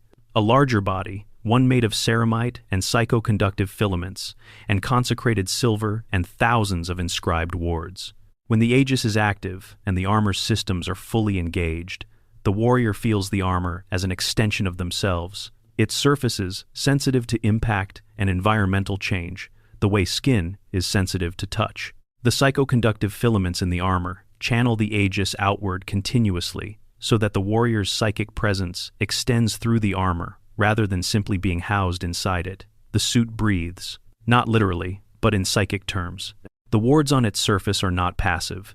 They pulse, faintly, with the energy the warrior's Aegis channels into them, and a Grey Knight who has been bonded to their armor for years can feel the state of each ward the way you feel the state of your fingers, knowing without looking that one ward is operating normally while another has taken a strike and needs attention. The Nemesis Force sword or halberd in the warrior's hand is similarly intimate. Years of ritual bonding have created a psychic connection between warrior and weapon. The weapon's own inscribed wards are in constant communication with the warrior's Aegis. When the sword strikes a daemon, the feedback that comes through that connection is not precisely pain, but it is not nothing either. There is an awareness of contact, of resistance, of the moment when the psychic channel opens fully and the warrior's will flows down the blade into the target.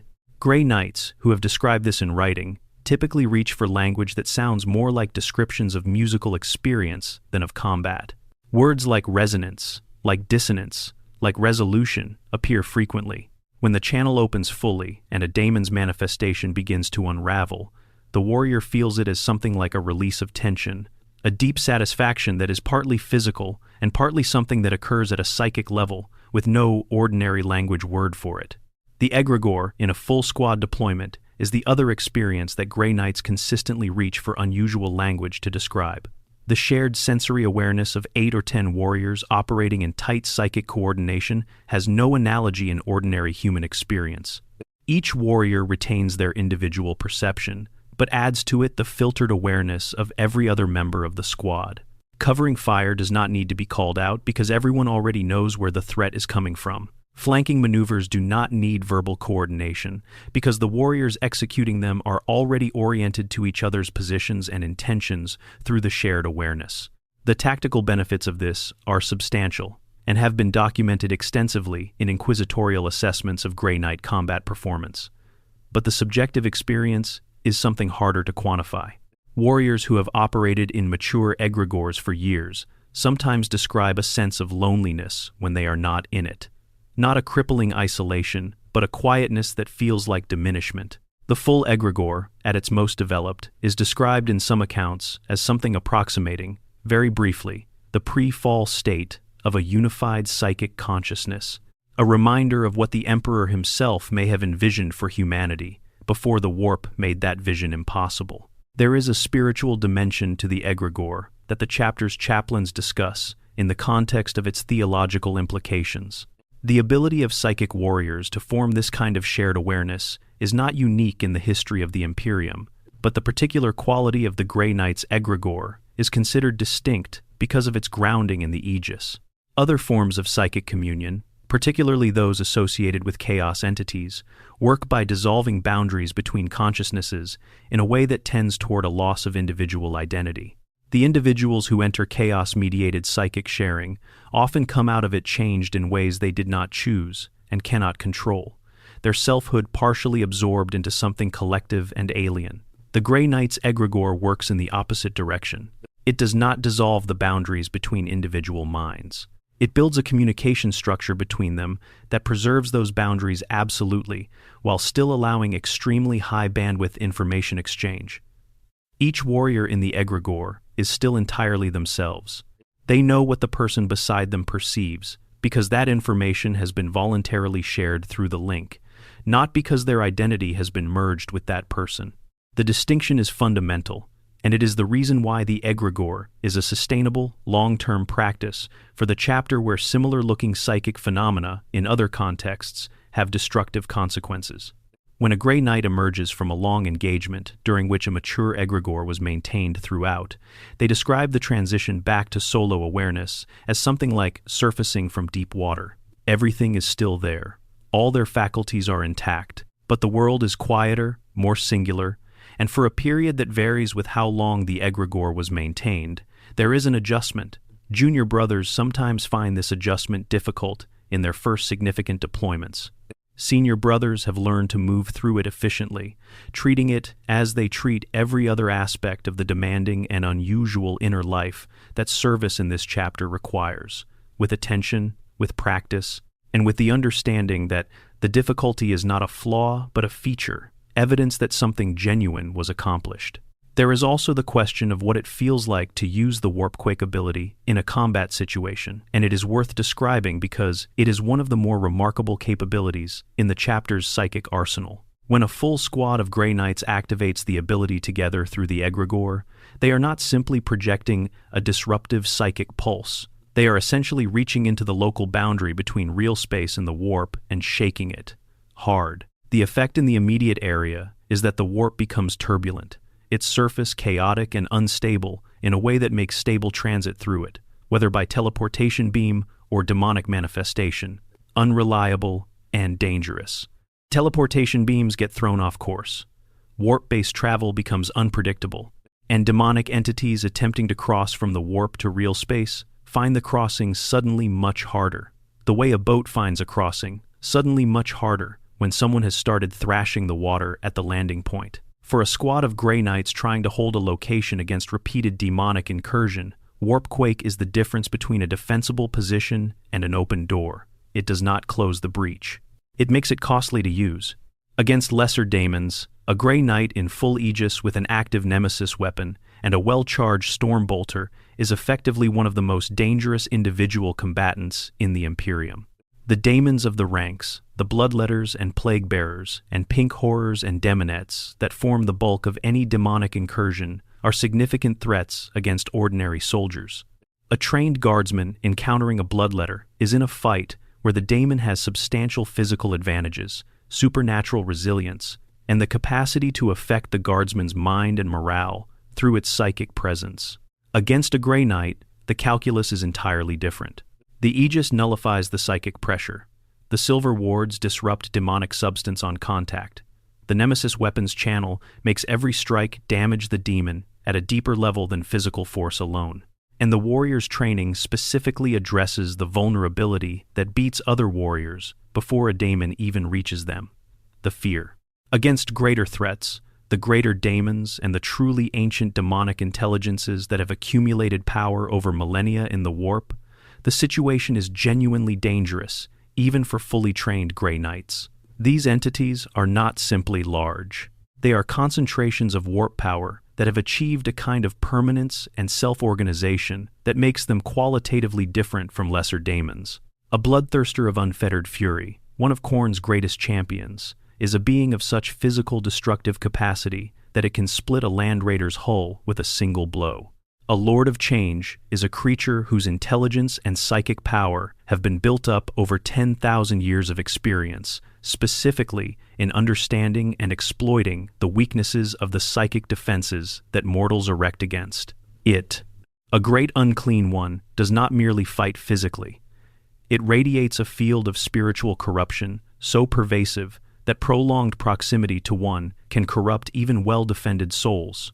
Against these entities, the Grey Knights use every tool they have. The true names in the Librarium Daemonica, spoken at the right moment to strip the daemon of its defensive coherence. The combined psychic force of an entire squad, working through the egregore rather than individually. The anti-daemonic capabilities of purifiers attached to the strike force. The support of one or more Nemesis Dread Knights, those remarkable exoskeletal walkers that allow a single Grey Knight to project force at a scale normally requiring vehicle support.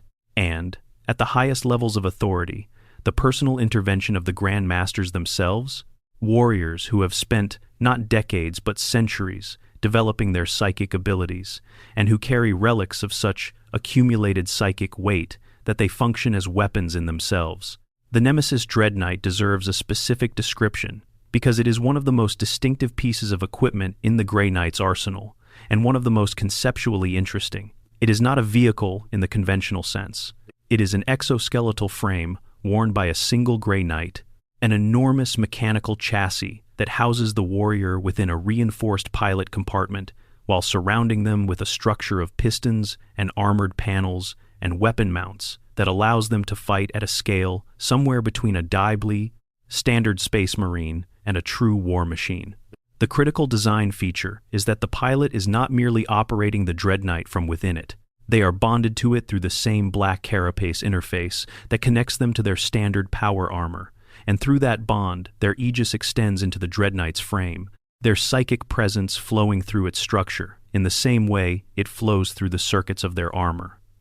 A Grey Knight piloting a Nemesis Dread Knight is not a person in a machine. They are a psychic warrior amplified to a scale that makes them personally capable of engaging greater daemons in direct physical confrontation. The Dread Knight-sized Nemesis weapons, mounted on the frame, carry the same psychic channel as their handheld counterparts, but on a scale proportional to their size, which means that a strike from a Dread Knight's Nemesis greatsword channels a corresponding increase in psychic force.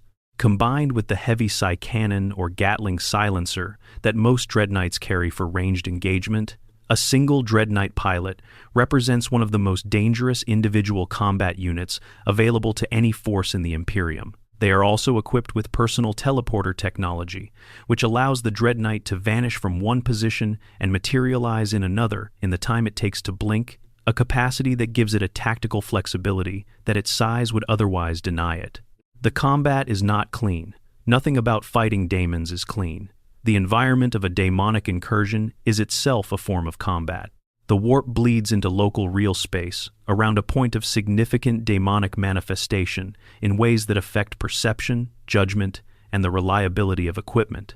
Lighting behaves strangely. Distances are not what they appear to be. The screaming of lesser daemons carries psychic harmonics that would, in an unprotected mind, begin to induce hallucinations within minutes. The smell, if one is going to discuss sensory reality, is overwhelming. Ozone and blood, and something underneath both of those that has no material world equivalent. The scent of the warp itself, which is the scent of all mortal emotion compressed into a single, undifferentiated assault on the olfactory system. The Grey Knights move through all of this with the particular stillness of people who have been conditioned against exactly these conditions for their entire conscious life as warriors. They do not panic, they do not falter. They do not have the moment of freezing that even trained soldiers sometimes experience in the face of the genuinely inhuman. What they have instead is that cool alertness that the gatherers were looking for in the very first moment of selection, that constitutional quality of soul that began to make them Grey Knights long before anyone found them and told them what they were. In the worst moments of the worst battles, when a greater daemon has broken through the squad's perimeter and the Aegis is straining under the pressure, and the Nemesis weapons are buried up to the hilt in something that does not stay dead, they are still thinking, still calculating, Still doing the work. Part 10. What it costs. Everything has a price. This is true in the material universe, and doubly true in the vicinity of the warp. The Grey Knights pay for what they are, in ways that are sometimes visible and sometimes hidden even from themselves. The most obvious cost is isolation. The Grey Knights are, in the strictest sense of the word, alone. Their chapter does not recruit from settled populations who will know them and remember them. Their victories are not announced and are often deliberately hidden. They do not have the relationship with the people of the Imperium that other chapters sometimes form, the semi-mythological status, the folk memory of a chapter's colors appearing in moments of extremity. Nobody on any world in the Imperium knows who the Grey Knights are. Nobody tells stories about them around fires. Nobody names children after them. Nobody prays to them by name in the way that the common people of the Imperium sometimes pray to beloved chapter heroes. They fight in the dark for people who will never know they were saved by warriors whose names are themselves secrets. There is a thought experiment that some of the chapter's chaplains have used in their spiritual counseling with younger brothers who are beginning to feel the weight of this. Imagine, they say, that you save a world. Imagine that what would have happened without your intervention would have been the complete and permanent demonic corruption of a planetary population of 7 billion people, their deaths, and the establishment of a permanent warp breach in a strategically significant system. Imagine that you prevent all of that. Imagine that the 7 billion people continue their lives, continue their prayers, continue their ordinary small routines of work and rest and love and argument and all the texture of human existence, completely unaware that any of this almost happened, and completely unaware of who stopped it. Not grateful, not ungrateful, simply absent from the knowledge of what they owe. Now imagine doing that again and again and again on different worlds, in different circumstances, and understand that this is not a scenario you are being asked to consider. It is your career. It is your life. It is every successful day you will ever have. And the question the chaplain then asks, which has no comfortable answer, is, does the work have meaning without the acknowledgement? And if it does, where does that meaning come from? The Grey Knights, who find satisfactory answers to this question, and who can sustain those answers across decades and centuries of service, are the ones who become the chapter's senior figures. The ones who cannot find satisfactory answers do not tend to last as long, and the chapter monitors this carefully, not with harshness, but with genuine pastoral attention. The chaplains of the Grey Knights carry a responsibility that goes considerably beyond the spiritual leadership function of chaplains in other chapters. They are the chapter's primary defense against a particular form of psychological entropy that has nothing to do with demonic corruption. It is simply the erosion of the will to continue doing something that nobody outside a few hundred people will ever know about or care about. The chaplains address this erosion with the tools available to them, which are the same tools that address everything else in the chapter's spiritual life: prayer, meditation, the practice of the aegis, the community of the brotherhood, and the simple fact, stated clearly and without embellishment, that the work is real. The demons are real. The people they would destroy are real. The difference between those people living and those people dying is the Grey Knights standing in the gap. Whether or not anyone knows that does not change what it is. Within the chapter, this isolation creates a particular texture of brotherhood. Because there is no outside acknowledgement, there is only the bond between warriors. The brotherhoods are not just tactical units. They are, in a culture that produces no external validation and no public honor, the only context in which a Grey Knight is known. A brother who has fought beside you for decades, who you have been connected to through the egregore in moments of crisis and combat, who you have shared the rituals of preparation with, and whose psychic signature you know as well as your own. That relationship is everything. It is all there is. The chapter's culture is severe and disciplined and deeply serious in ways that can seem joyless from outside, but inside the brotherhood there is something genuine. Not warmth in the conventional sense, but a recognition that is its own form of warmth. You are seen by the people who stand beside you, in a chapter that does not exist, that is the most that anyone can ask for. The psychological toll of the work itself accumulates over time in ways that the chapter acknowledges in its design of the dead fields and the ritual preparation of fallen warriors. Every Grey Knight who has served for a significant period carries within them the psychic residue of their encounters. When you touch demonic entities, when you learn their names and study their natures and fight them in close quarters, and feel the feedback of your nemesis weapon channeling through their substance, you are accumulating something. Not corruption in the ordinary sense.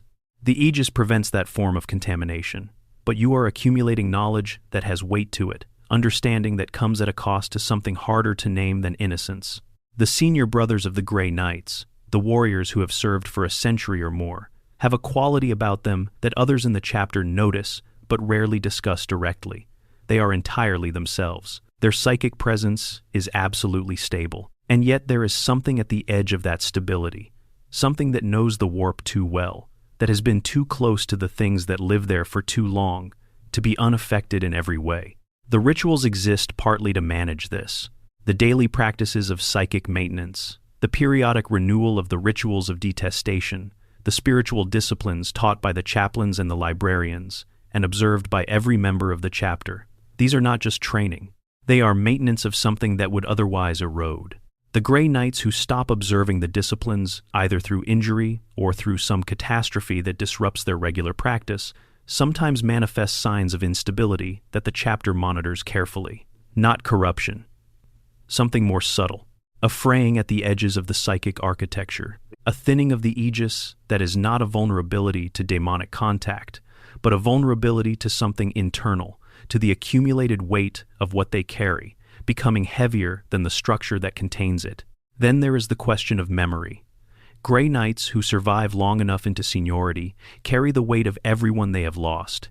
In a chapter that exists in secret, where the dead are honored in the private halls beneath the citadel, where names are carved in a wall that no outsider will ever read, the grief of loss has nowhere to go except inward. There are no public commemorations. There are no descendants to pass the memory to. The only people who will remember that a specific warrior died in a specific battle on a specific world are the brothers who were there, and they will carry that knowledge until they also die. And their knowledge will be carried in turn by whoever survives them. And the losses are significant. The chapter is not numerically large. 1,000 battle brothers at full strength, spread across 1,000,000 worlds responding to demonic incursions. In many engagements, they are heavily outnumbered, fighting enemies that do not die in the way that physical beings die, against forces whose absolute numbers are limited only by how much demonic entity the local warp can push through the breach. A squad of 8 Grey Knights fighting a significant demonic incursion is not unusual. A squad of 3 Grey Knights completing a mission after 5 of their brothers have fallen and then reporting back without ceremony to receive their next assignment is also not unusual. The attrition rate of the chapter is high enough that recruitment is a constant concern, and the recruitment process is slow enough that the chapter has, in particularly difficult periods, operated at significantly below nominal strength. The memorial wall in the dead fields is not just respect, it is the chapter's collective insistence that these warriors are remembered, that the fact of their existence is not erased by the secrecy that governed their lives. When you walk through the dead fields, according to accounts from the rare Inquisitor lords who have been granted that privilege, the weight of it is physical, not supernatural, not dramatic. Just the accumulated presence of 10,000 years of names, each one representing a person who was never celebrated, never mourned publicly, never incorporated into the mythology of the Imperium they gave everything to protect. The statues that mark each tomb are not idealized. They are specific.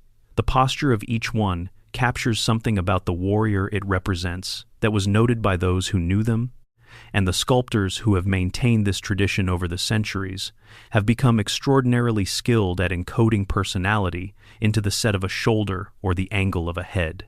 There is something in those halls that the chapter returns to, psychically, in ways that go beyond the physical visits. Senior brothers and the chaplains who minister to the chapter's spiritual life speak of the dead fields as a kind of communal psychic space, a place where the cumulative weight of everything the Grey Knights have ever been and done can be felt more clearly than anywhere else in the Citadel. It is not a comfortable place, it is a truthful one. And the Grey Knights, who deal daily in truths so large and terrible that most of the Imperium would break under the knowledge of them, have a particular appreciation for the kind of truth that simply sits in the dark and is what it is, without embellishment and without apology. The chapter also carries something even heavier than its own losses. Those Imperial forces that witness the Grey Knights in action and are not eliminated or mind-wiped carry fractured memories of men in silver armor who appeared and fought and did things that did not fit any category the witnesses had available to them. These witnesses often become psychically sensitized themselves by what they have seen, in ways that the Grey Knights recognize and track.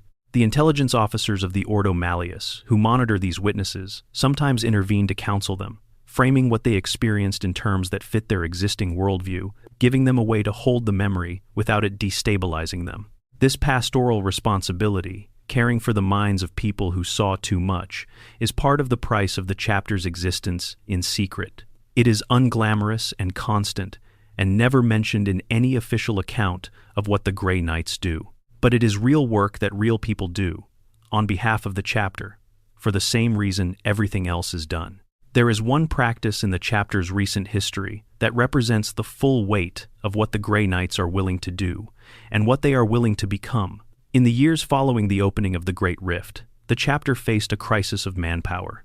The warp storms, multiplying across the Imperium, generated demonic incursions at a rate that depleted the chapter's strength faster than the slow pipeline from the black ships could replace losses.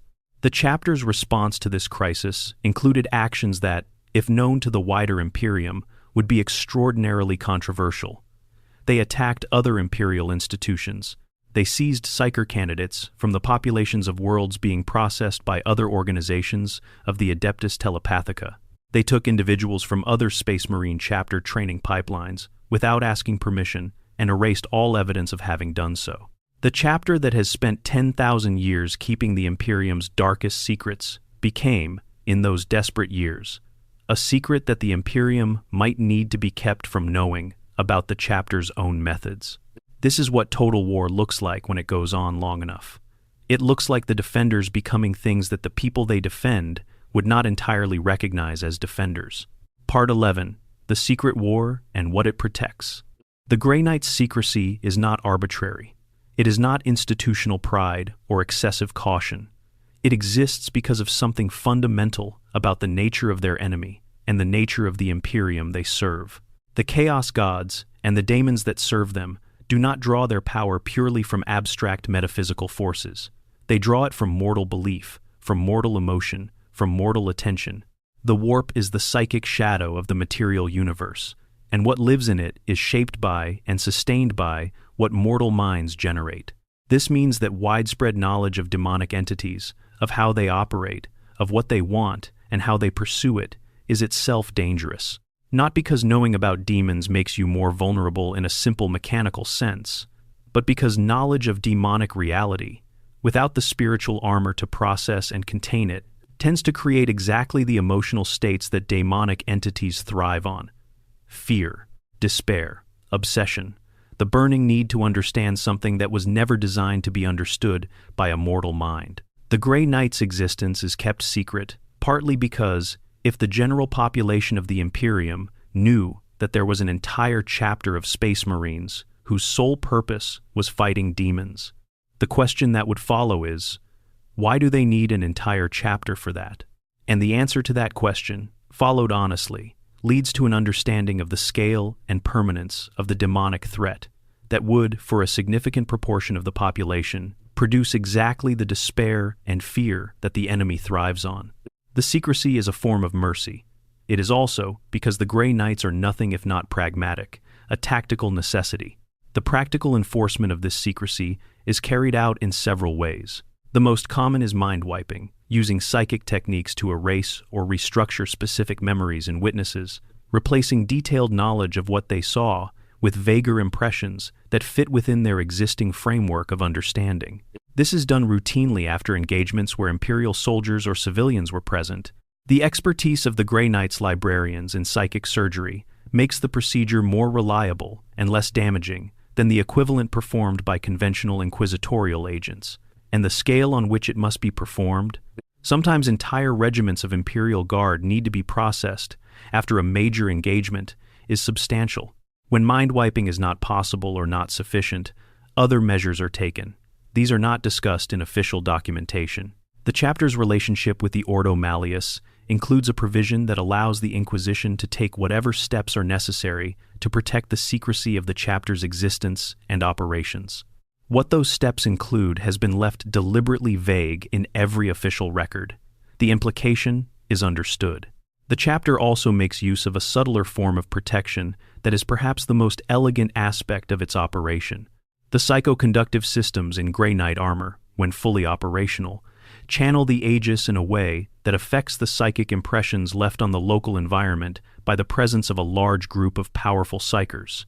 Most psychically sensitive individuals, and many that are not formally classified as psychers, would register the presence of 10 psychers operating at full capacity in their vicinity. The wards in Grey Knight armor actively suppress this signature, making the chapter's deployments difficult to detect even through psychic means. This is not perfect. The most powerful demonic entities and some warp-trained practitioners can pierce it. But for the vast majority of potential observers, a Grey Knight strike force passes through a situation like a blade through water, leaving almost nothing behind. The chapter's relationship with the Inquisition is the other major structural element of its existence. They are the chamber militant of the Ordo Malleus. This means they are the military arm of the demon-hunting division of the Inquisition, answerable to the Inquisitor lords of that body, and, through them, to the Emperor himself, not to the normal chain of command of the Adeptus Astartes. They do not answer to the High Lords of Terra. They do not report to the Administratum or the Adeptus Mechanicus or any of the other great organizations of the Imperium. Their chain of command bypasses everything except the Inquisition and the Emperor. This gives them an operational independence that allows them to act wherever and however the fight against daemons requires, without needing permission from institutions that do not know they exist. This is worth sitting with for a moment. The Adeptus Astartes, the Space Marines, as a collective institution, are governed by a set of regulations, traditions, and oversight mechanisms that were designed by Robout Guilliman specifically to prevent the kind of power concentration that allowed individual Space Marine legions to go rogue during the Horus Heresy. The Codex Astartes is the foundational document of this regulatory framework, and most chapters adhere to it in most things. The Grey Knights adhere to it in its broad structural provisions, but they exist outside the normal accountability framework because they answer to the Inquisition rather than to the same channels as other chapters. If a chapter of Space Marines began conducting operations that the High Lords of Terra found objectionable, the normal machinery of Imperial governance could, in principle, bring pressure to bear on them. With the Grey Knights, this is not a mechanism that functions in the ordinary way. You cannot sanction an organization you do not officially know exists. It also creates the occasional friction. The Inquisition is a body of individuals, each of whom brings their own methods and priorities and philosophies to the work of protecting the Imperium from its enemies. Some Inquisitors are purists who work closely with the Grey Knights and share their approach to daemonic threats. Others are radicals who use methods that the Grey Knights find abhorrent. Some Inquisitors have employed daemon hosts, bound demonic entities housed in the bodies of human vessels, as weapons and sources of intelligence. The Grey Knights' view of this practice is, to understate it considerably, negative. The chapter has, on documented occasions, destroyed inquisitorial assets that they judge to constitute unacceptable demonic contamination, up to and including inquisitors themselves. This has generated political tensions within the Ordo Malleus that have never been fully resolved. The chapter's position is that no amount of political authority makes it acceptable to weaponize demons. The inquisitors who disagree have, so far, survived the disagreement. Not all of them have done so comfortably. The Death Watch, the other major Space Marine presence in the service of the Inquisition, provides an interesting contrast to the Grey Knights. The Death Watch is drawn from across the existing chapters, warriors seconded for service against Xeno's threats, and then return to their parent chapters when their duty is complete. They carry their original chapter heraldry. They maintain their original chapter identities, and their service in the Death Watch is part of their personal history, an honor they bring back with them. The Grey Knights are categorically different. They have no prior chapter, They have no external identity. They do not return from service to somewhere else, because there is nowhere else to return to. They are formed entirely within the chapter's own framework, and they belong entirely to it. In this sense, despite being nominally part of the same general category of inquisitorial military assets, the two organizations could not be more different in what they actually are and what service in them costs their members.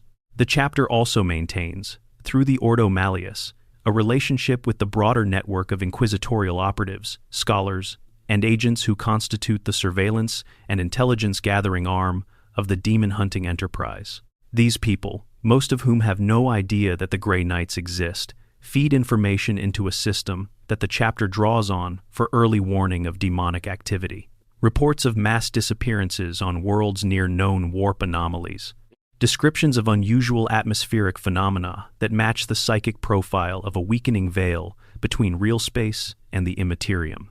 Accounts of religious movements that exhibit the specific characteristics of chaos cult formation in their early stages, before any daemon has manifested and before any combat intervention would be appropriate.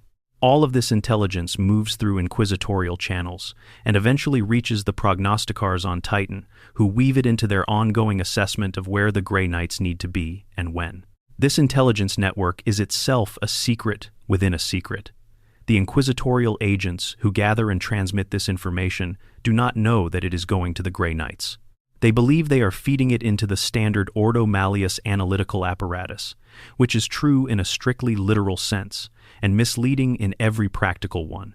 The layers of secrecy that govern the Grey Knight's existence go all the way down to the level of basic information flow, and maintaining those layers requires continuous attention and maintenance from the Inquisitor Lords who know the truth.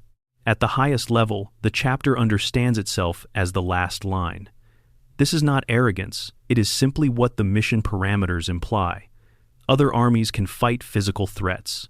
Other warriors can protect worlds from armies and invasions, and the kind of destruction that can be answered with conventional military force. But when the boundary between the warp and real space fails, when the thing that comes through is not an army but an emanation of the fundamental wrongness of the universe given physical form, there are very few options. The Grey Knights are one of them. They know this. They have known it for 10,000 years, and they continue to serve, quietly, in the dark, for a humanity that does not know their name and will not remember what was done for them.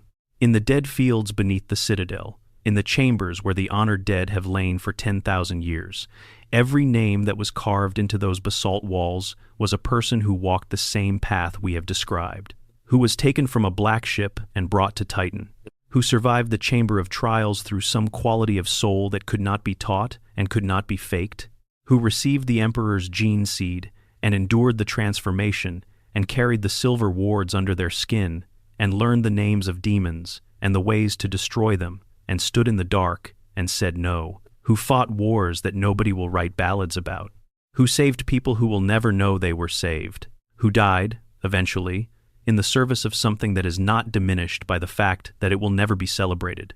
The last act performed for each of them, before they are laid to rest in those cool, warded chambers, is the 666 words of sanctity. Every one of those words has weight.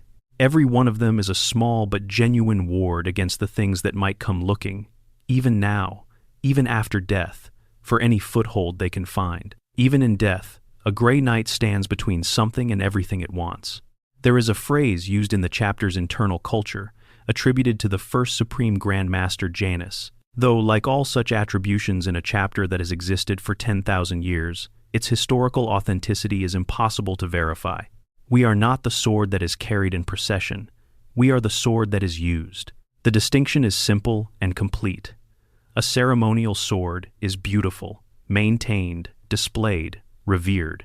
A working sword is oiled and sharpened and put to use and brought back bloody and cleaned and put away again without ceremony. And this cycle repeats until the sword breaks or the hand that holds it stops moving. Every Grey Knight understands which sword they are. They understood it before they had the language for it, in those early hours on Titan, when they were still numbered rather than named.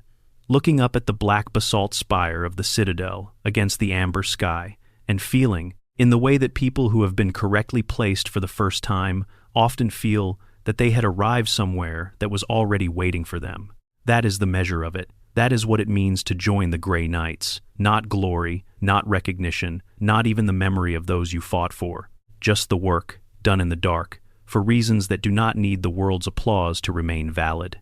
In the grim darkness of the far future, where there is only war, these are the warriors who stand between the worst of what that means and the species that gave rise to them.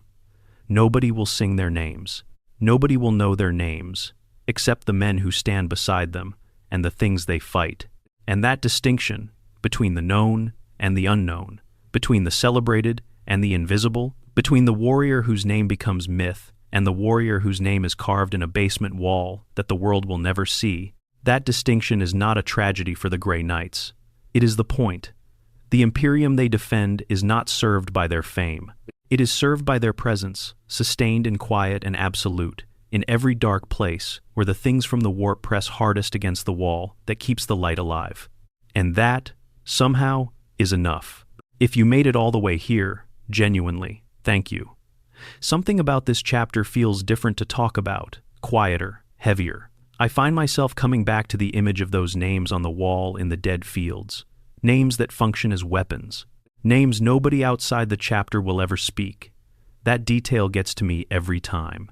If you have thoughts on the Grey Knights, if there is something you wanted me to cover that I did not, or an aspect of the chapter lore that you find particularly compelling, leave it in the comments. I read everything, and if you have not subscribed yet, hitting that button is the single best way to make sure you see what comes next. Until then, rest well wherever you are.